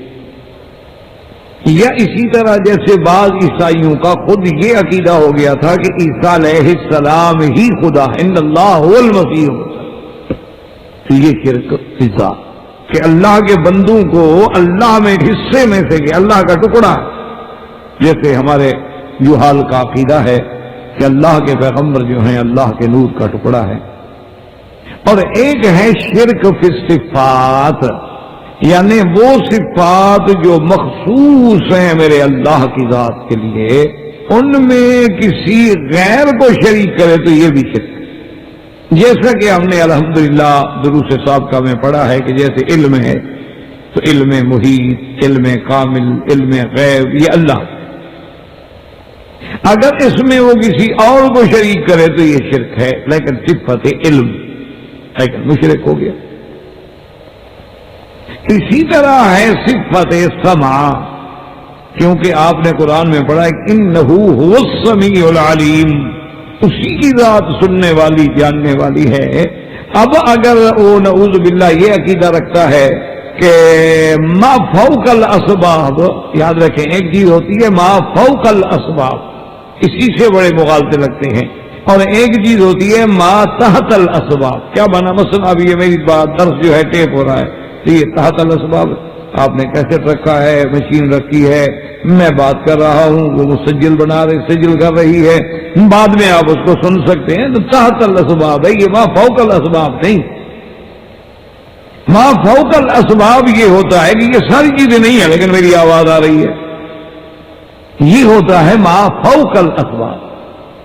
اس کی مثال آسانی سے یوں سمجھ رہے ہیں کہ آج کل دنیا میں کتنی بڑی آسانی ہے کہ آپ دیکھیں چھوٹا سا ایک موبائل ٹیلی فون ہے اور آپ پوری دنیا کے ساتھ رابطہ کر رہے ہیں سیٹلائٹ سے، آپ نمبر ملاتے ہیں جناب، آپ کبھی امریکہ بات کریں، کبھی برطانیہ بات کریں، کبھی انڈیا بات کریں، کبھی پاکستان بات کریں، اتنی چھوٹا سا ایک آلہ ہے۔ اچھا، بڑے آرام سے وہ آپ کی بات سن رہا ہے، آپ اس کی بات سن رہے ہیں۔ اب تو کچھ اور بھی لوگ ایڈوانس ہو گئے کہ دونوں فوٹو بھی دیکھ رہے ہیں ایک دوسرے کا، لیکن یہ سب چیزیں جو ہیں یاد رکھیں یہ ما تحت الاسباب ہے، یہ اسباب ہیں۔ اگر جوال آپ کا بند ہو تو بات نہیں ہو سکتی، ادھر کا جوال بند ہو تو بات نہیں ہو سکتی، سیٹلائٹ خراب ہو تب بھی بات نہیں ہو سکتی، کیونکہ اسباب ٹوٹ گئے، اسباب نہیں رہے۔ ایک ہوتی ہے چیز ما فوق الاسباب، کے بغیر کسی اسباب کے، بغیر کسی چیز کے سنے، ہر کی سنے، سب کی سنے، یہ صرف اللہ کی، کہ جیسے سیدنا یونس علیہ السلام کو جب اللہ کے حکم سے مچھلی نے اپنے پیٹ میں چھپا لیا اور نگل لیا، اور مچھلی کے بطن میں اور اندھیروں میں، سمندر کے اندھیرے، رات کے اندھیرے، مچھلی کے پیٹ کا اندھیرا، نادا فی الظلمات اللہ الہ الا انت سبحانک انی کنت من الظالمین، وہاں اللہ کے پیغمبر نے پکارا۔ تو اب یہ پکار جو ہے، اب ملائکہ نے بھی عرض کیا کہ اللہ میں یہ سمجھ نہیں آتا کیا ہے۔ اللہ نے فرمایا میرا بندہ ہے، یونس مجھ سے پکار رہا ہے، میں جانتا ہوں۔ تو یہ اللہ کی شان ہے سننا، کہ وہاں کسی اسباب کی ضرورت نہیں۔ ہاں اللہ اگر چاہیں تو اپنے انبیاء کو بطور معجزہ سنوا دیں، اللہ اگر چاہیں تو اولیاء اللہ کو بطور کرامت کے بعد سنوا دیں، ان کی آواز کو پہنچا دیں، تو وہ معجزہ ہوگا، کرامت ہوگا، وہ ان کا مستقل صفت سمانی ہوگی۔ اب دیکھیں کہ سیدنا عمر رضی اللہ تعالیٰ عنہ کی آواز جو ہے نہاوند پہنچ گئی، حالانکہ 1 مہینے کا سفر ہے مدینہ منورہ سے، اور کوئی سیٹلائٹ نہیں، کوئی اسٹیشن نہیں، کوئی ریڈیو سسٹم نہیں، کچھ نہیں، وہیں کھڑے کہہ دیا ساریت الجبل، آواز پہنچ گئی۔ تو اس لیے یاد رکھیں کہ ما فوق الاسباب، سننے کی صفت جو ہے یہ میرے اللہ کی ہے کہ وہ سب کی سنتے ہیں، ہر چیز سنتے ہیں، ہر چیز جانتے ہیں، یہ صفت اللہ کی ہے۔ اگر اسی میں اللہ نہ کرے کوئی بندہ یہ عقیدہ رکھ لے کہ میں جب یہاں سے سیدنا علی کو پکارتا ہوں تو وہ بھی سنتے ہیں، شرک آ گیا۔ کہ میں جب کہوں گا یا علی مشکل کشا تو حضرت علی میری مدد پہ آئیں گے، یا علی مدد تو حضرت علی میری مدد پہ آئیں گے۔ جب میں کہوں گا یا شیخ عبد القادر جیلانی شیخ للہ تو شیخ عبد القادر میری مدد پہ آئیں گے، مدد پہ تب آئیں گے کہ سننے کا عقیدہ ہوگا، اگر وہ سنتے بھی تو کون پکارے گا؟ تو معنی یہ ہے کہ پکارنے والا چاہے لاکھ انکار کرے لیکن اس کا عقیدہ ہے کہ میرا مرشد سن رہا ہے، اور اسی کا نام شرک۔ اور اس میں ہم اتنے آگے بڑھ گئے ہیں نعوذ باللہ کہ جیسے بڑا مشہور نعرے لوگوں نے بنا لیے ہیں کہ یا معین الدین چشتی پار کر دے میری کشتی، یا فارسی میں انہوں نے کہا ہے کہ بغیر دابے بلا افتاد کشتی مدد کن یا معین الدین چشتی، یا امام بری میری قسمت کھوٹی کر دے کھری۔ یہ تو عام باتیں ہیں،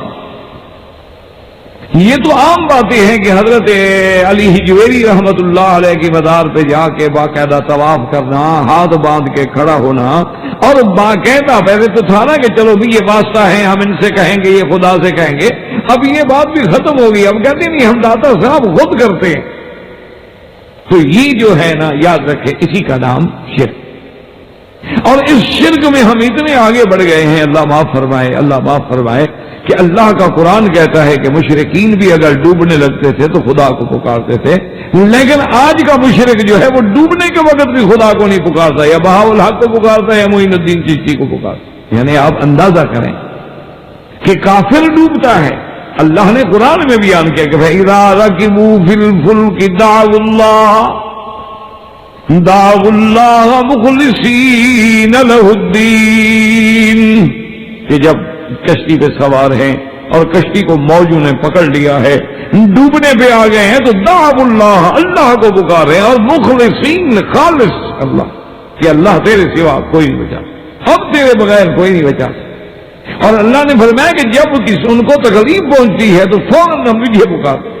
لیکن ایک ہمارا عجیب مشرک ہے کہ اگر کشتی میں بھی ڈوبنے لگے تو کہتا ہے مدد کن یا معین الدین چشتی، اور باقاعدہ نعرے لگا کے کہتے ہیں کہ بھئی یا بہاء الحق ہمارا بیڑا تھک۔ یعنی اس سے بڑا شرک آپ اندازہ کریں کہ کیا ہوگا۔ ہمیں تو حیرت ہوتی ہے کہ اگر اللہ تبارک و تعالیٰ قادر ہیں، اگر وہ آج حضور کے زمانے کے مشرکین کو زندہ کر دے اور وہ ہمارے لوگوں کا شرک دیکھے نا، میرے خیال میں تو بھاگ جائیں۔ یعنی آپ تو صبر نہیں کر سکتے جو ہمارے ہاں شرک ہو رہا، ہمارے ہاں جو شرک ہو رہا ہے، اور جو نعوذ باللہ خرافات ہو رہے ہیں۔ یعنی پہلے تو ہم نے سنا تھا نا کہ جی ہندوؤں میں ایک فرقہ ہے جو اعضاء تناسلیہ، مرد اور عورت کے اعضاء جو اللہ نے بنائے اس کی پوجا کرتا ہے۔ چلے ہم نے سنا تھا کہ ہندو میں بلا ہے کہ ہندو کے اندر ایک فرقہ ہے جو لنگم کی باقاعدہ پوجا کرتا، اور باقاعدہ انہوں نے مندروں میں باقاعدہ تصاویر بنائی ہوئی ہے. کیوں؟ وہ کہتے ہیں کہ یہ ذریعہ تخلیق ہے، بندہ اسی سے پیدا ہوتا ہے نا، تو یہ مادہ تخلیق ہے، تو لہذا اسی کی بھی پوجا کرتے ہیں. یعنی یہ باتیں ہم نے سنی تھی ہندو میں، لیکن آج مسلمانوں میں ہمارے اپنے پاکستان پنجاب میں ایک جگہ ہے، بڑی مشہور ترین جگہ ہے، اور آج بھی یعنی آپ حیران ہوں گے، مجھے کہتے ہوئے بھی شرم آتی ہے، لیکن حقیقت تو نہیں چھپائی جاتی نا، حقائق میں اللہ کے دین کے اندر تو کوئی شرم نہیں ہوتا ہے. یعنی آج بھی وہاں باقاعدہ لکڑی کے اعضاء تناسلیہ مرد کے بنا کے بازار میں بکتے ہیں اس پیر صاحب کے شہر میں، اور عقیدہ یہ ہے کہ جس عورت کو حمل نہ ہوتا وہ لے آتی ہے اور استعمال کرتی ہے، حمل ہو جاتا. آپ اندازہ کریں، یعنی کوئی عقل انسانی اس بات کو سوچ سکتی ہے؟ شرک کی کوئی حد ہے کہ اس قدر شرک اور اس قدر خرافات، یعنی آدمی بات سن نہیں سکتا، کر نہیں سکتا، اور وہاں باقاعدہ بازار میں بکتی ہے جی. آپ نے یہ تو کئی دفعہ تصویروں میں دیکھا ہوگا نا کہ جی بزرگوں کی تصویریں بنی ہوئی ہیں، اور بزرگ بالکل اللہ معاف فرمائے یعنی صرف انڈر ویئر میں بیٹھے، اور اس کے ہر طرف کبے ہیں، یہ جی کبوں والی سرکار، ہر طرف بلیاں ہیں، یہ کیا جی یہ بلیوں والی سرکار ہے. بس یہ جی اللہ والوں کے جی راز ہوتے ہیں، بس انہوں نے جو کچھ پانا تھا نا بلیوں سے پایا. بھائی صحابہ نے تو نہ کبوں سے پایا نہ بلیوں سے پایا. اللہ کے نبی کے صحابہ کو یہ باتیں تو سمجھ نہیں آئی کہ بلیوں سے ہم نے سب کچھ لینا ہے. انہوں نے تو جو پایا قرآن سے پایا، جو پایا فرمان رسول سے پایا، جو پایا اتباع سنت سے پایا، جو پایا ہے دین اسلام پہ عمل کرنے سے پایا ہے. ہم کہاں جا رہے ہیں اور کدھر جا رہے ہیں؟ اسی لیے اللہ فرماتا ہے کہ کتنے لوگ ہیں جو دعویٰ کرتے ہیں کہ ہم مسلمان ہیں لیکن مومن نہیں ہو، بلکہ وہ مشرک. اچھا اسی طرح یاد رکھیں. اچھا اب وہ جناب بعض اوقات سب سے بڑا اعتراض اس بات پہ یہ ہوتا ہے کہ جی اگر سمیع اور بصیر اللہ کی ذات ہے، سننے والا دیکھنے والا، تو اللہ نے تو خود بندے کو بھی کہا ہے کہ سمیع بصیر ہے، بندہ بھی سننے والا ہے دیکھنے والا ہے. وہ کہتے ہیں کہ اللہ کے قرآن میں هل أتى على الإنسان حين من الدهر لم يكن شيئا مذكورا إنا خلقنا الإنسان من نطفة أمشاج نبتليه فجعلناه سميعا بصيرا. اللہ نے فرمایا ہم نے انسان کو پیدا کیا، پھر اس کو ہم نے سننے والا دیکھنے والا بنایا. تو کہتے ہیں یہ سمیع اور بصیر. اگر صفت میں شرک ہوتا ہے تو اللہ بھی سمیع ہے، انہ سمیع، اور یہاں بھی انسان بھی سمیع ہے. اللہ بھی دیکھنے والا ہے، انسان بھی بصیر ہے، دیکھنے والا ہے. تو یاد رکھیں ہمیشہ کہ ترجمہ جو ہے وہ اسی کے مطابق کیا جائے گا. بعض اوقات لفظ تو ایک ہوگا لیکن اس کا استعمال جو ہے وہ اسی کے مطابق ہوگا. مثلا جب ہم کہیں گے اللہ کی صفت ہے سمیع، تو ہم کہیں گے بکل اقوال عبادہ سمیع بکل شیء علیم. وہ ہر بات کے سننے والا، ہر گھڑی سننے والا، ہر وقت سننے والا، رات دن سننے والا. اس کے آگے کوئی چیز روک نہیں سکتی اس کا سننا، ایسا ہے. لیکن جب ہم کہیں گے بندہ سننے والا کب تک؟ جب مر گیا تو کیا کرے گا؟ کان بند ہو گئے تو کیا کرے گا؟ آدمی دور چلا گیا، آواز ہی نہیں آ رہی تو کیا کرے گا؟ تو اس کا سننا اپنی جگہ ہے. اللہ کا سننا جو ہے وہ تو اپنی جگہ ہے. لیس کمثلہ شیء، اس کی سمع کو تو مخلوق کی سمع کے ساتھ تشبیہ ہو گئی، اسی میں تو کفر اور شرک ہے. اب دیکھو نا جی، آپ کہتے ہیں بھئی یہ کون ہے؟ کہتے ہیں جی میاں بیوی ہے، یعنی مقصد ہے کہ خاوند اور اس کی بیوی ہے. تو یہاں بھی آپ کہہ دیتے ہیں میاں بیوی ہے. اچھا کہتے ہیں یہ کون ہے جی؟ کہ یہ جی میاں صاحب ہیں. اور کہتے ہیں جی اللہ میاں. تو پھر ایک معنی کریں گے آپ، جو وہاں میاں بیوی والا کرتے ہیں یہاں بھی وہی ترجمہ کریں گے. کہتے ہیں جی اللہ میاں کہتے ہیں، اللہ میاں فرماتے ہیں تو وہاں بھی تو لفظ میاں لگا دیتے ہیں. تو معنی یہ ہے کہ احترام و اکرام کے لیے وہ لفظ آپ لگا رہے ہیں، وہاں اس کا احترام اسی طرح ہوگا جیسے اللہ کی شان کو زیبا ہے، اور بندے کو جب آپ کہہ رہے ہیں تو ان کی عزت اسی طرح ہوگی جیسے ان کے حالت کے مطابق ہے.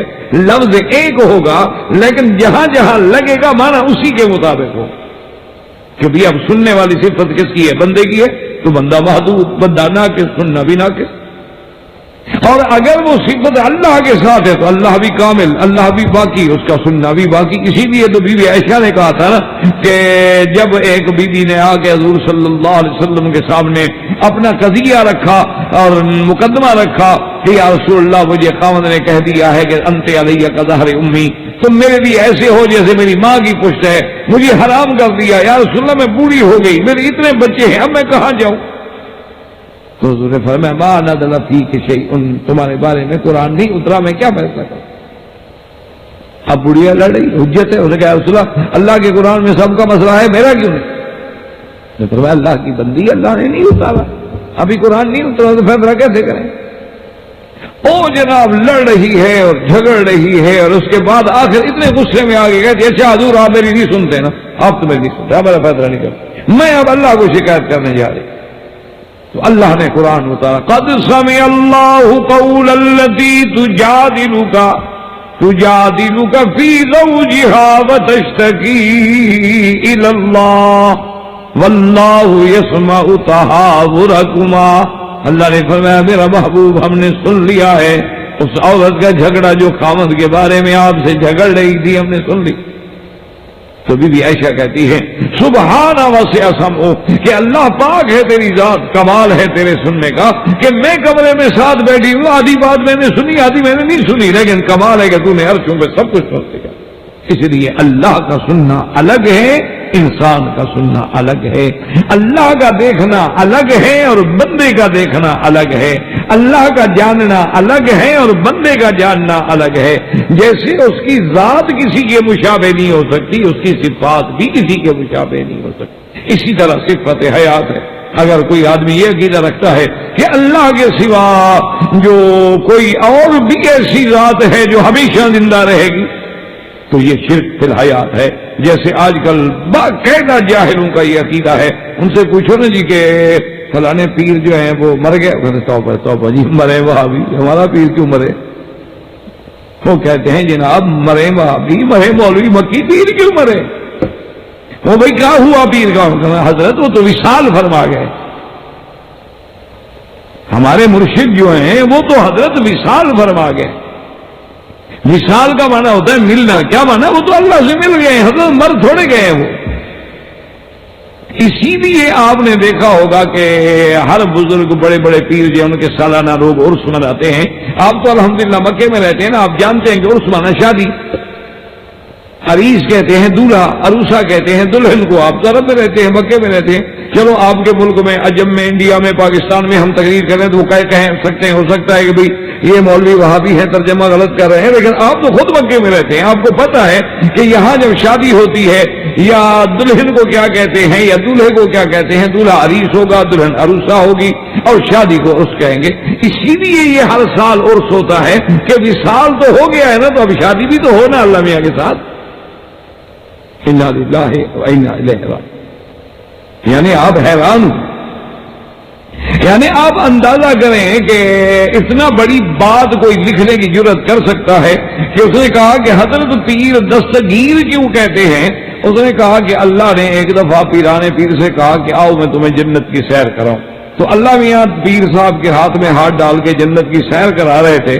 تو اللہ میاں پھسل پڑے کیلے کے چھلکے پہ. تو پیر صاحب نے روک لیا. تو اللہ نے کہا اچھا تم دستگیر ہو، ہاتھ پکڑ کے روکنے والے ہو نا، تھامنے والے ہو، تم نے مجھے بھی تو تھام لیا. یعنی جو خدا پھسل جائے وہ بھی خدا ہوتا ہے. انا للہ و انا، یعنی ایسے حرفات ہیں، لغویات ہیں کہ اس کا آپ تصور نہیں کر سکتے. یعنی آج بھی میں آپ کو دعوے سے کہتا ہوں انڈو پاکستان میں، زیادہ تو ہم نہیں جانتے کیونکہ ہم ان ملکوں کو جانتے اس لیے ہم ان کی بات کرتے ہیں، یعنی آج بھی آپ جا کے دیکھ لیں کہ حضرت سلیم الدین چشتی کی مزار پہ یا خواجہ نظام الدین اولیاء کی مزار پہ یا اسی طرح حضرت علی ہجویری کی مزار پہ، حضرت فرید الدین شکر گنج کی مزار پہ، حضرت بہاؤالدین زکریا ملتانی کی مزار پہ، حضرت محبوب سبحانی کی مزار پہ آپ جا کے دیکھیں، آپ حیران ہوں گے اللہ کے کعبے میں اس محبت و تڑپ سے سجدہ نہیں ہوتا جو وہاں مزاروں پہ، اللہ کے کعبے کا اتنی ادب سے طواف نہیں کرتے جو وہاں ہوتا ہے، ساری ساری رات ہاتھ باندھ کے کھڑے، قوالیوں میں ان کو اتنا لطف آتا ہے، اتنا حال آتا ہے، اتنا وجد آتا ہے کہ سر رات قرآن پڑھو تو ذوق نہیں آتا آپ خود، یعنی یہ ایک تو ہوتا ہے نا اعتراض، کہ اعتراض برائے اعتراض نہ، آپ کبھی آخر اپنے ملکوں میں جاتے ہیں نا، کبھی بطور تجربہ وہاں چلے جائیں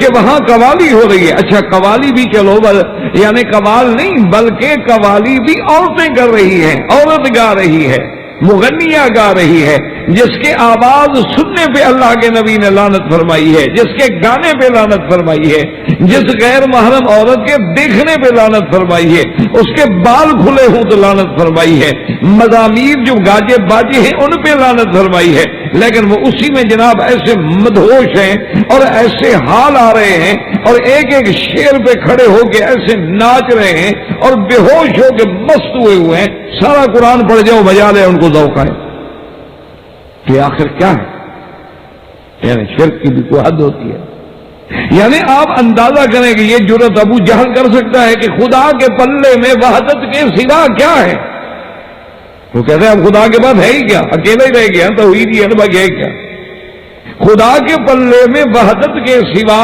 کیا ہے، مجھے جو کچھ ہی لینا ہے میں لے لوں گا محمد سے صلی اللہ علیہ وسلم، وہ کہتے ہیں اللہ کے بعد اب صرف وہ اکیلا ہی رہ گیا ہے، اختیارات تو سارے دے دیے، اس قسم کا شرک جو ہے آپ سوچ سکتے ہیں، پھر ہم یعنی نعوذ باللہ ہم کہیں جی وہاں بھی بڑے سخت ہیں، ہمیں بڑا سخت کہتے ہیں، اور اللہ کے بندے تم اپنے اعمال کو باقاعدہ آپ جائیں گے ان مزارات پہ، آدمی کھڑے ہیں وہ آپ کو پکڑیں گے، آپ کو ساتھ لے کے جائیں گے، آپ کو چوکٹ پہ جا کے باقاعدہ سجدہ کروائیں گے، آپ کو باقاعدہ ساتھ کھڑے ہو کے ان پر صلاۃ و سلام پڑھوائیں گے،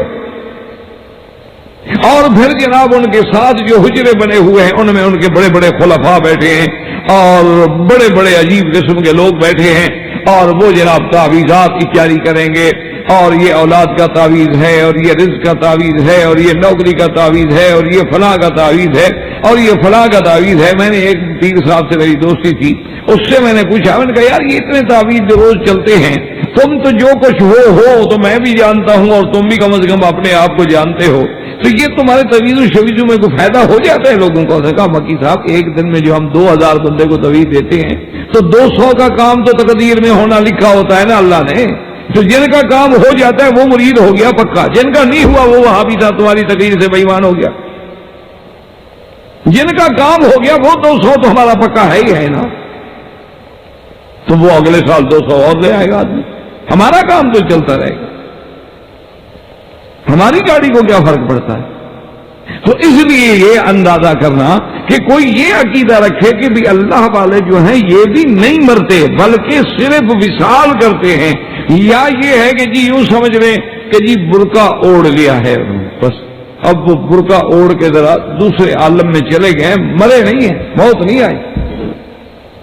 اس کا اندازہ یوں کریں، آپ کبھی جب آپ اپنے ملک میں چھٹی پہ جائیں نا جی، اس سے پوچھیں کہ یار یہاں ایک مولوی صاحب تھے قرآن شریف پڑھاتے تھے، تو بے دھڑک کہہ دے گا کچھ مر گیا۔ اچھا بھی ایک مدرسے میں ایک عالم تھے، سنا بخاری شریف پڑھاتے تھے، محدث تھے، بہت بڑے عالم تھے، یار آپ کو ڈاکٹر صاحب پتہ نہیں وہ 2 سال ہوئے مر گیا۔ اچھا آپ ان سے پوچھیں کہ جی ایک یہاں پیر صاحب تھے وہ جو مر گیا، نام اسی کا لے، آپ کمال ہے آپ کو نہیں پتا، وہ تو حضرت مزار شریف میں ہے، یعنی مر کا لفظ وہاں نہیں لگائے کیونکہ ان پر تو موت آتی نہیں، وہ تو برقع اوڑھ کے مزار میں تشریف لے گئے، اور پھر دلائل کون سے دیں گے؟ او جی حدیث میں نہیں آتا کہ انبیاء شہید حیات ہیں؟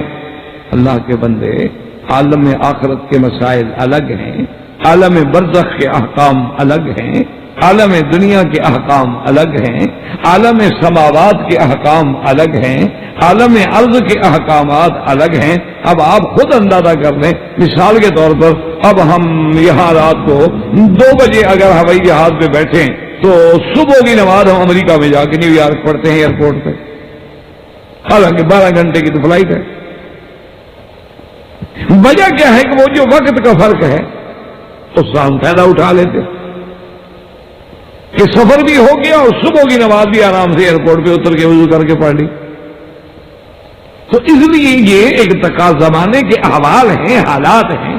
جیسے کہ حضور پاک نے فرمایا کہ جب دجال ظاہر ہوگا تو اس کا ایک دن جو ہے وہ 1 سال کے برابر ہوگا، دوسرا دن جو ہے وہ 1 مہینے کے برابر ہوگا، اور تیسرا دن جو ہے وہ 1 ہفتے کے برابر ہوگا، اور باقی جو دن ہے وہ عام دنوں کی طرح ہوں گے۔ تو صحابہ حیران ہو گئے کہ حضور جب ایک دن 1 سال کے برابر ہوگا تو ہم صرف 5 نمازیں پڑھیں گے، کیونکہ جب ایک دن 1 سال کے برابر ہے۔ حضور نے فرمایا نا فقدروا لہ قدرا، تم خود انداز کر لو، خود تقسیم کر لو گے، بلکہ 1 سال میں ہم نے نمازیں پڑھنی ہیں تو ایک دن میں 5 ہے، مہینے میں کتنی ہیں اسی حساب سے تقسیم کر لیں گے۔ جیسے بعض ملکوں میں آپ جا کے دیکھتے ہیں، جیسے ابھی ہم ناروے میں گئے تھے تو ناروے سے وہ جگہ قریب ہے جہاں یہ ہے کہ 6 مہینے کا رات ہے، 6 مہینے کا دن ہے۔ تو اب یہ تو نہیں ہے کہ 6 مہینے میں ہم ایک رات سمجھ کے صرف 5 نمازیں پڑھیں گے، تو انداز ہوتا ہے۔ اسی طرح روزے کا بھی اندازہ لگایا جائے گا، راتوں کا بھی اندازہ لگایا جائے گا۔ تو اس لیے ہمیشہ یاد رکھیں کہ اللہ نے جو عالم بنائے ہیں، عالم ارواح ہے، عالم مثال ہے، عالم دنیا ہے، عالم برزخ ہے، عالم آخرت ہے، اسی طرح عالم علوی ہے، عالم سفلی ہے، ان سب کے احکام اپنی اپنی جگہ ہیں۔ اللہ نے شہید کو زندہ کہا، آمنا و صدقنا، نص قطعی ہے، لیکن اس کا معنی یہ تو نہیں کہ اب شہید پر وہی زندوں والے احکام مرتب ہوں گے جو دنیا میں زندوں پر احکام مرتب ہوتے تھے۔ تو اس کا معنی تو یہ ہوا پر شہید کی بیوی سے بھی کبھی شادی نہ ہو، زندہ ہے۔ شہید کی جائیداد کیوں تقسیم ہو تو زندہ ہے، مردہ کی جائیداد تقسیم ہوتی ہے، زندہ کی جائیداد کیوں تقسیم کی جائے؟ تو احکام الگ ہوتے ہیں۔ تو اگر کوئی یہ عقیدہ رکھتا ہے کہ اللہ کے سوا بھی کوئی ایسا ہے جو ہمیشہ رہے گا یا وہ اب تک زندہ ہے، اس کو موت نہیں آئے گی، تو یہ بھی شرک ہے، کیونکہ صفت حیات اللہ کی صفت ہے کہ اللہ لا الہ الا هو الحی القیوم۔ اور اسی طرح فرمایا کل من علیہا فان ویبقا وجہ ربک، اللہ کے سوا ہر چیز قابل فنا قابل ہلاک ہے، اسی کی ذات ہے جو باقی رہے گی، وہی باقی، وہی دائم، وہی ہمیشہ رہنے والا۔ اسی لیے کلمہ سکھایا گیا لا الہ الا اللہ وحدہ لا شریک لہ لہ الملک ولہ الحمد یحیی ویمیت، اور ایک کلمہ آتا ہے وَهُوَ حَيٌّ دَائِمٌ لَا يَمُوتُ أَبَدًا۔ تو اگر کوئی عقیدہ رکھے تو یہ بھی شرک۔ اسی طرح اور آگے آئیں، اس کو کہتے ہیں شرک اختیارات۔ کیا مانا کہ ہمارا ایمان کیا ہے کہ یہ سارا نظام عالم جو چل رہا ہے اس پہ کس کا اختیار ہے؟ اللہ، کیونکہ اس نظام کے پیدا کرنے والا بھی وہی ہے۔ وهو الذي خلق السماوات والأرض في 6 أيام وكان عرشه على الماء ليبلوكم أيكم أحسن عملا۔ وہی ذات ہے جس نے آسمانوں اور زمین کو پیدا کیا، ساری کائنات کے پیدا کرنے والا، اس نظام عالم کو چلانے والا، کہ ایک نظام اللہ نے ایسا بنا دیا یولج اللیل فی النہار ویولج النہار فی اللیل۔ اللہ پاک کبھی دن کو رات میں داخل کر دیتی ہیں، رات لمبی ہو گئی دن چھوٹے ہو گئے، کبھی رات کو دن میں داخل کر دیتے ہیں کہ دن لمبا ہو گیا ہے۔ تو یہ سارے نظام کا، شمس و قمر کا، یہ فضاؤں کا، ہواؤں کا چلانے والا اللہ ہے۔ اللہ کے حکم کے سوا کوئی پتہ نہیں ہل سکتا، کوئی برقع حرکت نہیں کر سکتا۔ یہ مسلمان کا عقیدہ ہے کہ سارے نظام کے چلانے والا جو ہے وہ اللہ ہے، مدبر الامور جو ہے اللہ ہے، متصرف الامور جو ہے اللہ ہے، قادر و مختار جو ہے اللہ ہے، یخلق ما یشاء و یختار، اور کہیں فرماتے ہیں فعال لما یرید، اور کہیں فرماتے ہیں یفعل ما یشاء و یحکم ما یرید، یہ صرف اللہ۔ اب اگر کوئی یہ کہے کہ کسی اور کو بھی اختیار ہے، چاہے وہ یہ کہے کہ اللہ نے ان کو مختار بنا دیا ہے، تب بھی صرف، کیونکہ اللہ نے جب اپنے پیغمبر کو فرما دیا، سرکار دو عالم کو فرما دیا۔ ایک روایت میں آتا ہے کہ حضور صلی اللہ علیہ وسلم ایک دن آپ بھی جلال میں آئے اور آپ کا دل چاہا کہ میں صفوان بن امیہ، سہیل بن عمرو، حارث بن ہشام، ان کے خلاف جو ہے دعا کر، بد دعا۔ ابھی حضور صلی اللہ علیہ وسلم نے ارادہ کیا، اور ایک روایت میں کہ آپ نے بد دعا کی، اللہ نے فوراً قرآن نازل کیا کہ لیس لک من الامر شیء، اللہ نے فرمایا میرے مدنی آپ کے ہاتھ میں تو نہیں کہ آپ ان کو ہدایت دیں یا آپ ان کو عذاب دیں، یہ تو میرے ہاتھ میں۔ اچھا خدا کی شان دیکھیں، وہ تینوں مسلمان ہوئے، اللہ نے ان تینوں کو اسلام نصیب کر دیا۔ اسی طرح حضور صلی اللہ علیہ وسلم نے جب اپنے چچا ابی طالب کے لیے بڑے حضور کی دل پہ اثر ہوا، اللہ نے فوراً قرآن انک لا تہدی من احببت ولکن اللہ یہدی من یشاء، میرا مدنی آپ کے ہاتھ میں تو ہدایت نہیں کہ جس کو آپ محبوب سمجھے ہدایت دینے، ہدایت میرے ہاتھ میں، میری مرضی ہے ہدایت، تو میری مرضی ہے نا تو اس لیے ہمیشہ یاد رکھیں کہ یہ عقیدہ رکھنا کہ اللہ کے سوا بھی نظام عالم کو چلانے کا کسی کو اختیار ہے، جیسے یہ بات ایک بڑی عجیب انہوں نے کی ہوئی ہے۔ وہ کہتے ہیں، بعض تو کہتے ہیں جی 4 قلندر ہیں جو یہ سارا نظام چلا رہے ہیں، بعض کہتے ہیں نہیں 4 نہیں 2.5 قلندر، اور بعض کہتے ہیں 1.5 قلندر، کہتے ہیں قلندر 2 پیدا ہی نہیں ہوئے۔ اچھا 2.5 کیوں بھلا؟ یہ بھی سر ایک عورت بی بی رابعہ کو بھی قلندر سمجھتے ہیں تو عورت آدھی ہو گئی، تو لہذا 2.5 قلندر ہو گئے یا 1.5 قلندر ہو گئے، انا للہ و انا۔ اچھا بعض لوگوں کا یہ خیال ہے، وہ کہتے ہیں کہ جناب یہ ایک نظام ہے ظاہری، یہ جو وہابی آپ کو سناتے رہتے ہیں نا روز، قرآن سناتے ہیں، حدیثیں سناتے ہیں، بیچارے کیا کریں، شریعت پڑھے لکھے لوگ ہیں، شریعت کو جانتے ہیں، طریقت کو تو جانتے نہیں۔ وہ کہتے ہیں ان کا بھی قصور نہیں ہے، اصل میں یہ ہیں مولوی بیچارے شریعت والے، یہ طریقت والے تو ہیں ہی نہیں نا جی۔ طریقت والے جو لوگ ہیں وہ تو اندر کی باتیں جانتے ہیں نا، یہ مولوی صاحب قرآن پڑھتے ہیں تو قرآن پاک کی جو ظاہر ترجمہ ہوئی کرتے، جو اس کے اندر باتیں ہیں وہ تو ہمارے مرشدوں کو، پیروں کو پتہ ہے، جو صاحب طریقت لوگ ہیں۔ وہ یہ کہتے ہیں کہ جی پورے عالم میں 40 ابدال ہیں کہ تمام امور عالم جو ہیں اللہ نے ان کے سپرد کیے۔ وہ کہتے ہیں اسی لیے آپ دیکھیں نا کہ کسی علاقوں میں زلزلے آ جاتے ہیں، تباہی آ جاتی، تو وہاں جو ابدال ہے وہ جلالی طبیعت کا ہوتا ہے، آپ نے گستاخی کی تو اس میں رگڑ دیا، اور کہیں بہت کچھ ہوتا ہے لیکن کچھ بھی نہیں آتا، عذاب نہیں آتا، کہتے ہیں وہاں ذرا اس کا طبیعت جو ہے اس میں بڑا حلم و حوصلہ ہوتا ہے، برداشت ہوتی ہے، وہ راضی رہتا ہے، چپ کر جاتا ہے۔ اب تو کہتے ہیں کہ اصل میں اختیار تو اللہ کا تھا، لیکن اب اللہ نے باقاعدہ مختار عام اور پاور آف اٹارنی لکھ کے ان کو دے دیا ہے کہ جی میں تو نعوذ باللہ اب ریسٹ کرتا ہوں۔ یہ یہودیوں کا عقیدہ ہے نا، اسی لیے وہ ہفتے کی چھٹی کرتے ہیں نا سب۔ وہ کہتے ہیں کہ اللہ نے 6 دنوں میں مخلوق بنائی ہے، شروع کی تھی احد سے، احد، اثنین، ثلوث، اربع، خمیس، جمعہ، تو یوم السبت خلاص اب اللہ نے ریسٹ کی۔ اس طرح کی دنیا بن گئی تو آرام کیا، تو جب آرام کیا تو کہتے اس لیے تو ہم چھٹی کرتے ہیں ہفتے کی کہ یہ ہم بھی آرام کا دن ہے۔ حتیٰ کہ آپ حیران ہوں گے کہ یہودی بدبخت یعنی ایسی کوئی عجیب قوم ہے کہ سیچرڈے والے دن یعنی وہ اپنے گھر کے ٹیلی فون پہلے رات کو کاٹ دیتے ہیں کہ ٹیلی فون آئے تو اٹھا کے مجھے بات کرنی پڑے گی، پھر میں نے تو کام کر لیا نا، آرام تو نہیں کیا، تو رات کو ٹیلی فون کاٹ دیں گے۔ بالکل اس دن جو مرضی آئے وہ نہیں کریں گے، بولیں گے۔ اور جو کام والے لوگ ہیں نا وہ ان کے 2 نمبر یہودی ہیں، وہ 1 نمبر نہیں کام کر، جیسے ہمارے یہاں بھی ہے جو بڑے آدمی ہیں شیعہ، آپ نے کبھی دیکھا ہے ماتم کرتے ہیں؟ ابھی آپ نے کبھی ان کو ماتم کرتے کالے کپڑے پہن کے دل پکڑ کے سینے پیٹتے ہوئے لوہے مارتے ہوئے دیکھا ہے؟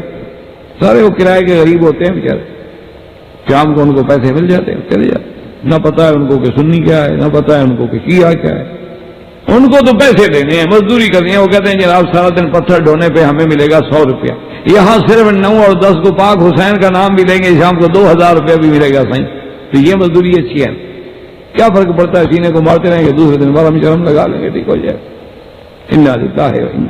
تو اس لیے میرا کہنے کا مقصد یہ تھا کہ یہ باتیں نہیں، عقیدہ ہے لوگوں کا کہ اللہ سے اختیار چھین کے لوگوں کو دیے ہوئے ہیں، کہیں پیروں کو دیے ہوئے ہیں، کہیں ابدالوں کو دیے ہوئے ہیں، کہیں کلندروں کو دیے ہوئے ہیں، اور باقاعدہ آپ جا کے دیکھ لیں شوباز کلندر کا جب میلہ لگتا ہے وہاں جا کے آپ حشر دیکھیں کہ کیا ہوتا ہے، وہاں آپ ذرا جا کے دیکھیں تو صحیح نا، کہ آپ حیران ہوں گے۔ یعنی آپ یقین کریں، اگر آپ کو اللہ نے عقل سلیم دیا ہے، اگر آپ کے دماغ میں احساس ہے، ضمیر ہے، خدا ہے، رسول ہے، آپ وہاں جو شرک دیکھیں گے آپ کہیں گے یہ شرک تو ابو جہل بھی نہیں کر سکتا۔ آپ یہاں مکے میں رہتے ہیں، ماشاءاللہ آپ کو کعبۃ اللہ سے محبت ہے، کبھی آپ ظاہر ہسپتال سے بغیر جوتے کے حرم تک گئے ہیں؟ وہ سندھ سے بغیر جوتے کے ملتان پہنچتے ہیں، سندھ کے علاقے سے بغیر جوتے کے 1-2 بندے نہیں، سینکڑوں کی تعداد میں، اور جناب وہ پیر بہاول حق کے مرید ہیں، ملتان جاتے ہیں سائیں کی زیارت کرنے کے لیے سال میں، اور اپنے گھر سے جب نکلیں گے، اچھا نہ تو سواری پہ بیٹھیں گے، چلیں گے بھی پیدل، اور چلیں گے بھی بغیر جوتے کے، اور یہ سارا سفر جو ہے وہ پیدل کریں گے اور ملتان پہنچیں گے، واپسی پہ سفر کرتے گاڑی پہ آ جاتے۔ اچھا انہی کے معتقدین جو ہیں جب مکے مدینے میں ہیں، یہاں بھی جوتا نہیں پہنتے، یہاں بھی نہیں پہنتے، وہ کہتے ہیں جب ہم نے پیر کی مزار پہ نہیں پہنچتا تو مکے مدینے میں کیسے پہنے؟ ہم تو اپنے مرشد کی مزار پہ بھی نہیں پہنتے، یہاں بھی وہ بغیر جوتے کے ہوں گے۔ اور اسی کو دین سمجھا ہوا ہے اللہ کے بندے، دین تو وہ تھا جو قرآن میں ہو، جو اتباع سنت محمد مصطفیٰ میں ہو، جو صحابہ رضوان اللہ علیہم اجمعین نے ہمیں سکھایا ہو۔ دین ہم خود تو نہیں بنا سکتے، ہماری عقل کی اختراع کا نام تو دین نہیں ہے، تو اس لیے یاد رکھیں کہ یہ بھی شرک ہے۔ اچھا اب سب سے بڑا شرک جو ہے وہ ہے شرک فی العبادات، اللہ کی عبادت میں شریک کرنا۔ اچھا یاد رکھیں کہ عبادت ہوتی کیا ہے؟ عبادت یہ ہوتی ہے کہ پہلے دل میں کسی کی انتہائی مقام کی عظمت پیدا ہو، اور جب انتہا درجے کی عظمت پیدا ہوگی تو پھر آپ کے دل میں اس کے لیے انتہائی عاجزی اور ذلت پیدا ہوگی۔ کوئی عظمت پیدا ہو تو جھکے نا آپ دیکھیں نا، آپ ہر آدمی کے آگے کون جھکتا ہے؟ آپ ہر آدمی کو تو آپ سر نہیں کہتے، ہر آدمی کو تو آپ وہ تقدیس نہیں دیتے ہیں۔ تو اب شرک پھر عبادات، اور آگے پھر یاد رکھیں کہ عبادات جو ہیں وہ 2 قسم کی ہیں۔ علماء نے لکھا ایک عبادات قولی ہے اور ایک عبادات اعتقادی۔ عبادات اعتقادی کا معنی تو یہ ہے کہ یہ جو ہم نے پڑھا ہے نا، یہ بھی سارا، یہ سارے عقیدے رکھنا کسی انسان کے بارے میں، یہ عقیدے کا شرک ہو گیا، اللہ اس کی عبادت اعتقادی میں آپ نے شریک بنا لیا۔ کہ عقیدہ یہ تھا کہ اللہ حاضر ناظر ہے، اللہ وحدہ لا شریک ہے، اللہ حی قیوم ہے، اللہ حی الدائم الباقی ہے، یہ ساری اللہ سمیع ہے، اللہ بصیر ہے، اللہ دینے والا ہے، اللہ متصرف الامور ہے۔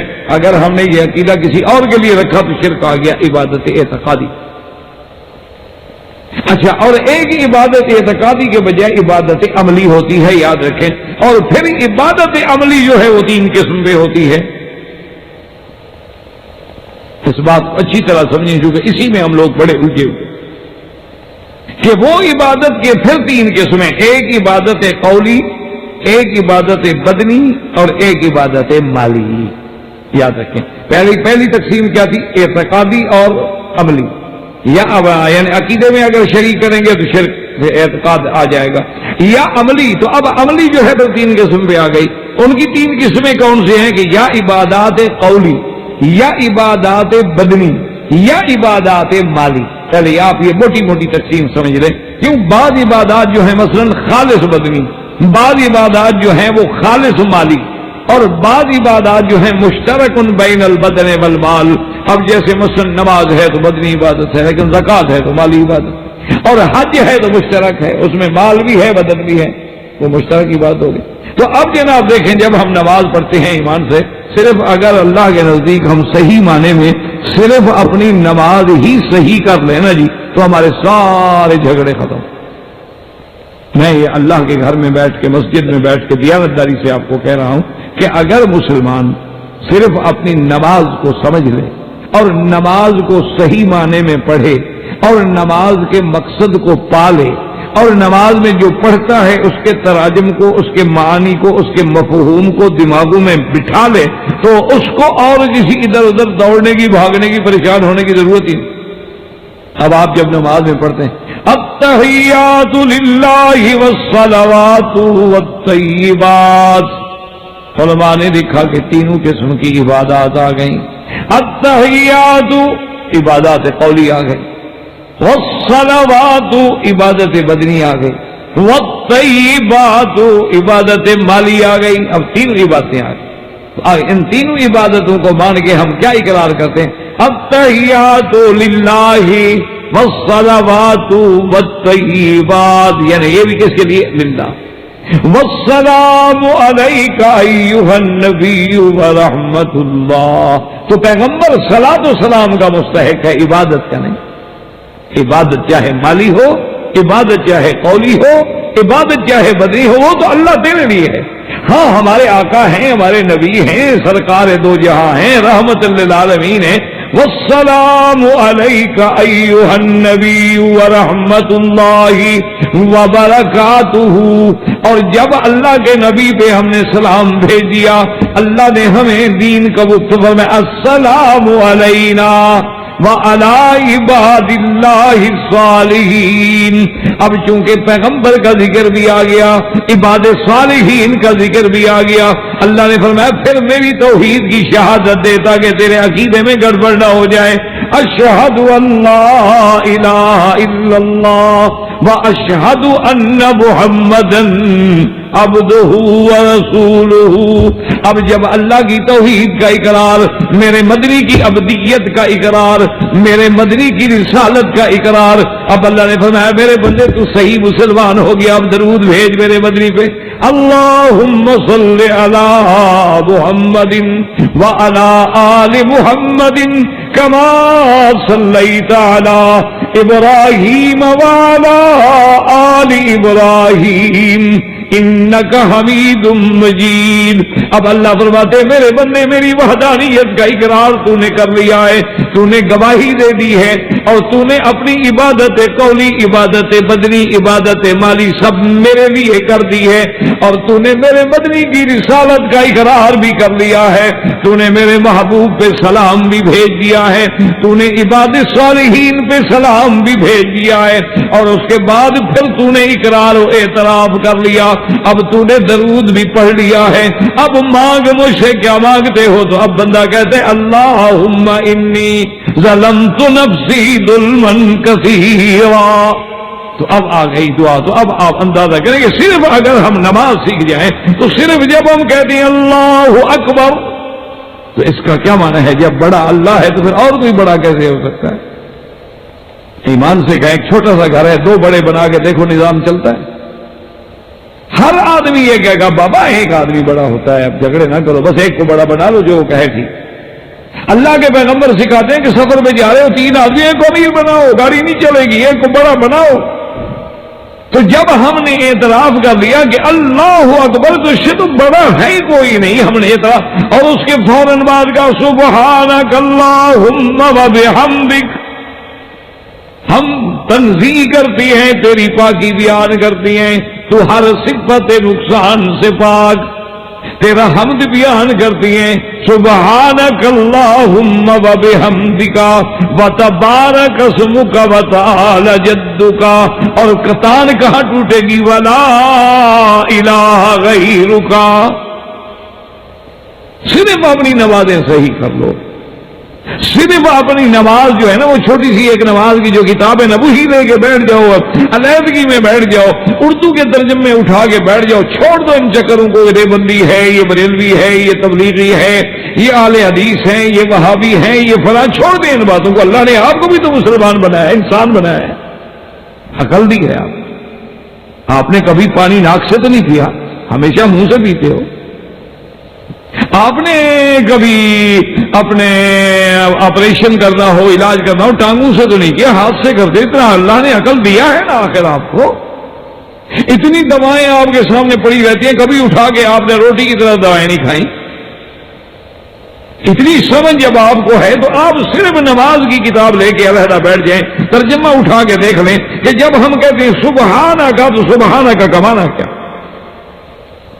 جب ہم سجدے میں جا رہے ہیں تو سبحان ربی العظیم، پھر ہم سجدے میں جا رہے ہیں سبحان ربی الاعلی،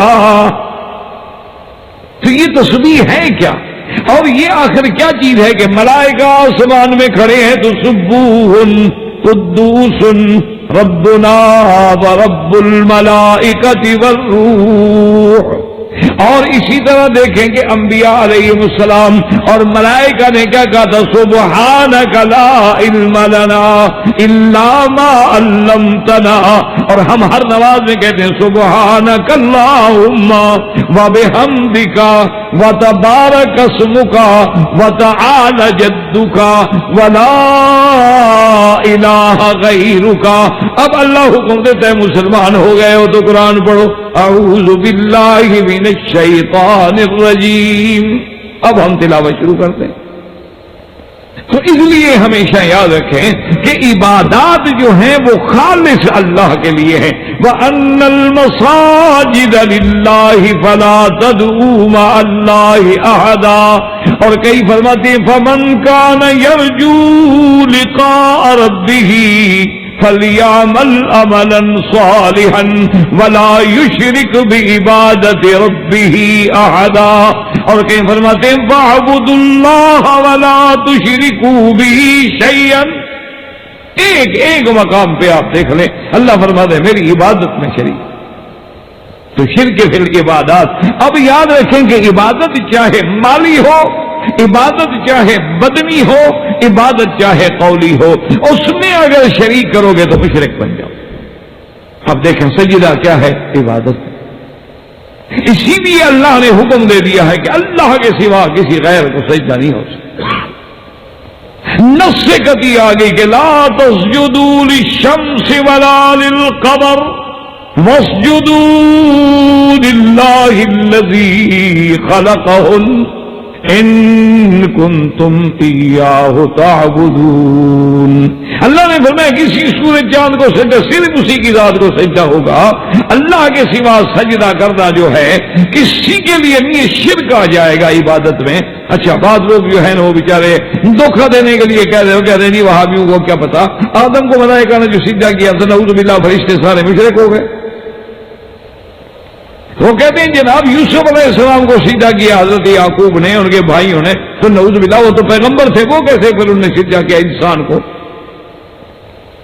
تو اس قسم کی باتیں کر کے یاد رکھو لوگوں کو دھوکے میں ڈالتے ہیں۔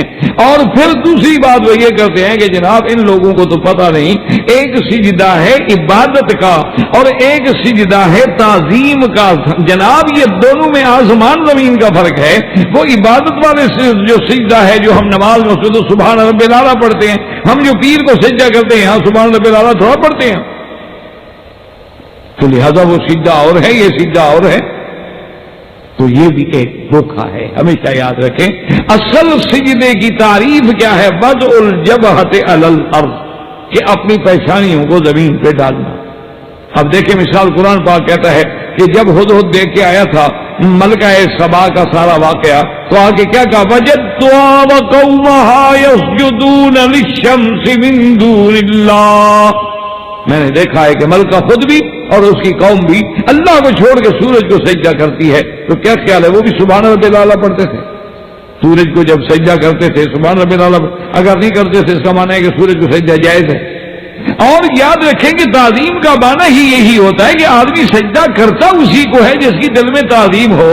آپ نے کبھی اپنا جو کرسی رکھی ہوئی ہے آپ کے ہسپتال میں یا آپ کے دفتر میں، آپ نے کبھی کرسی کو جا کے سجدہ کیا ہے؟ دل میں تعظیم ہوگی تو سجدہ کرو گے نا، تعظیم ہی نہ ہو تو سجدہ کیوں کرے آدمی، جھکے کیوں؟ آپ اس لیے ہمیشہ یاد رکھیں. باقی ملائکہ کا سجدہ یاد رکھو اللہ کہتے ہیں میں نے حکم دیا ہے. اللہ نے فرمایا فَإِذَا صَبَّيْتُهُ وَنَفَخْتُ فِيهِ مِن رُّوحِي فَقَعُوا لَهُ سَاجِدِينَ. اور کہیں فرماتے ہیں اِذْ قُلْنَا لِلْمَلَائِكَةِ اسْجُدُوا لِآدَمَ. وہاں تو اللہ خود حکم دے رہے تو وہاں کیا منع ہو گیا؟ اس میں باوجود بھی بعض مفسرین نے یہ لکھا ہے کہ وہ ملائکہ نے جو سجدہ کیا تھا وہ کہتے ہیں وہ بھی دراصل سجدہ اللہ کو تھا، صرف اس جانب میں آدم علیہ السلام موجود. اسی طرح علماء کہتے ہیں کہ جو حضرت یوسف علیہ السلام کو سجدہ وہ کہتے ہیں وہ بھی سجدہ اللہ کو تھا، صرف جانب میں. جیسے مسجد کے آگے مثلا محراب ہے، حالانکہ سجدہ تو ہم اللہ کو کر رہے ہیں، تھوڑا اسی دیوار کو تھوڑا کر رہے ہیں، لیکن ہم محراب کی عزت کرتے ہیں، سجدہ تو محراب کو نہیں کرتے. ہم کعبے میں نماز پڑھیں تو کیا یعنی پتھر کو سجدہ کر رہے ہیں؟ ہم کعبے شریف میں جو نماز پڑھنے جاتے ہیں کیا خیال ہے آپ کا؟ ہم سجدہ اسی کعبے کی دیوار کو کرتے ہیں یعنی پتھروں کو. پھر آپ میں اور ہندو میں کیا فرق ہے؟ ہندو بھی پتھر پوجے گا، آپ بھی پتھر پوجیں گے. یہ تو ایک جہت ہے، سجدہ تو ہم اللہ کو کر رہے ہیں. اگر ہمارے سامنے کعبہ نہ بھی ہو تب بھی ہم سجدہ کریں گے. ہم ہوائی جہاز میں ہوتے ہیں، کعبہ شریف تو نیچے رہ گئے. آج بھی اگر حرم میں چلے جائیں، ہم چوتھی منزل پہ کھڑے ہو جائیں، چھت پہ چلے جائیں، کعبہ شریف تو بہت نیچے ہو گیا. تو مانا یہ ہے کہ ہم تو اس جہت کو سجدہ کر رہے ہیں جس کا ہمیں اللہ نے حکم دیا ہے، نہ کہ کسی مکان کو سجدہ کر رہے ہیں، نہ کہ کسی پتھر کو سجدہ کر رہے ہیں. اسی لیے حضور صلی اللہ علیہ وسلم نے فرما دیا تھا کہ لعن اللہ الیہود والنصارى اتخذوا قبور انبیائہم مساجدا. اللہ یہود و نصارہ پہ لعنت کرے جنہوں نے اپنے انبیاء کی قبروں کو سجدہ گاہ بنا دیا. تو اس لیے یاد رکھیں کہ سجدہ بھی عبادت ہے. تو جب اللہ کے سوا کسی غیر کے آگے جھکو گے اور سجدہ کرو گے تو یہ بھی شرک آ جائے. اسی لیے صحابہ نے کہا کہ حضور صلی اللہ علیہ وسلم سے عرض کیا، انہوں نے کہا کہ یا رسول اللہ باہر کی دنیا میں ہم جاتے ہیں، لوگ آتے ہیں بادشاہوں کے سامنے باقاعدہ سجدہ کرتے ہیں، جھکتے ہیں، سلام کرتے ہیں. آپ تو ہمارے دین دنیا دونوں کے بادشاہ ہیں، تو آپ ہمیں بھی اجازت دیں. خبردار لو آمرت احدا ان یسجد لاحد، اگر میں کسی انسان کو حکم دیتا کہ کسی کو سجدے کرنے کی اجازت ہے تو میں عورت کو حکم دیتا کہ اپنے خاوند کو سجدہ. یعنی خاوند کے اتنے حقوق ہیں کہ میں عورت کو حکم دیتا کہ اس کے آگے جھک جاؤ سجدہ کرو، لیکن کیونکہ سجدے کی اجازت نہیں تو اس لیے ہمیشہ سمجھیں اس کو کہتے ہیں شرک فی العبادات. اب عبادات چاہے بدنی ہو اس میں اگر ہم غیر کو شریک کریں گے تو مشرک، عبادات قولی ہو اس میں ہم شریک کریں گے تو مشرک، عبادات مالی ہو اس میں ہم کسی کو شریک کریں گے تو مشرک. تو یہ ہے شرک فی الاختیارات اور شرک فی العبادات. اللہ ہمیں ہر قسم کے شرک سے بچائے.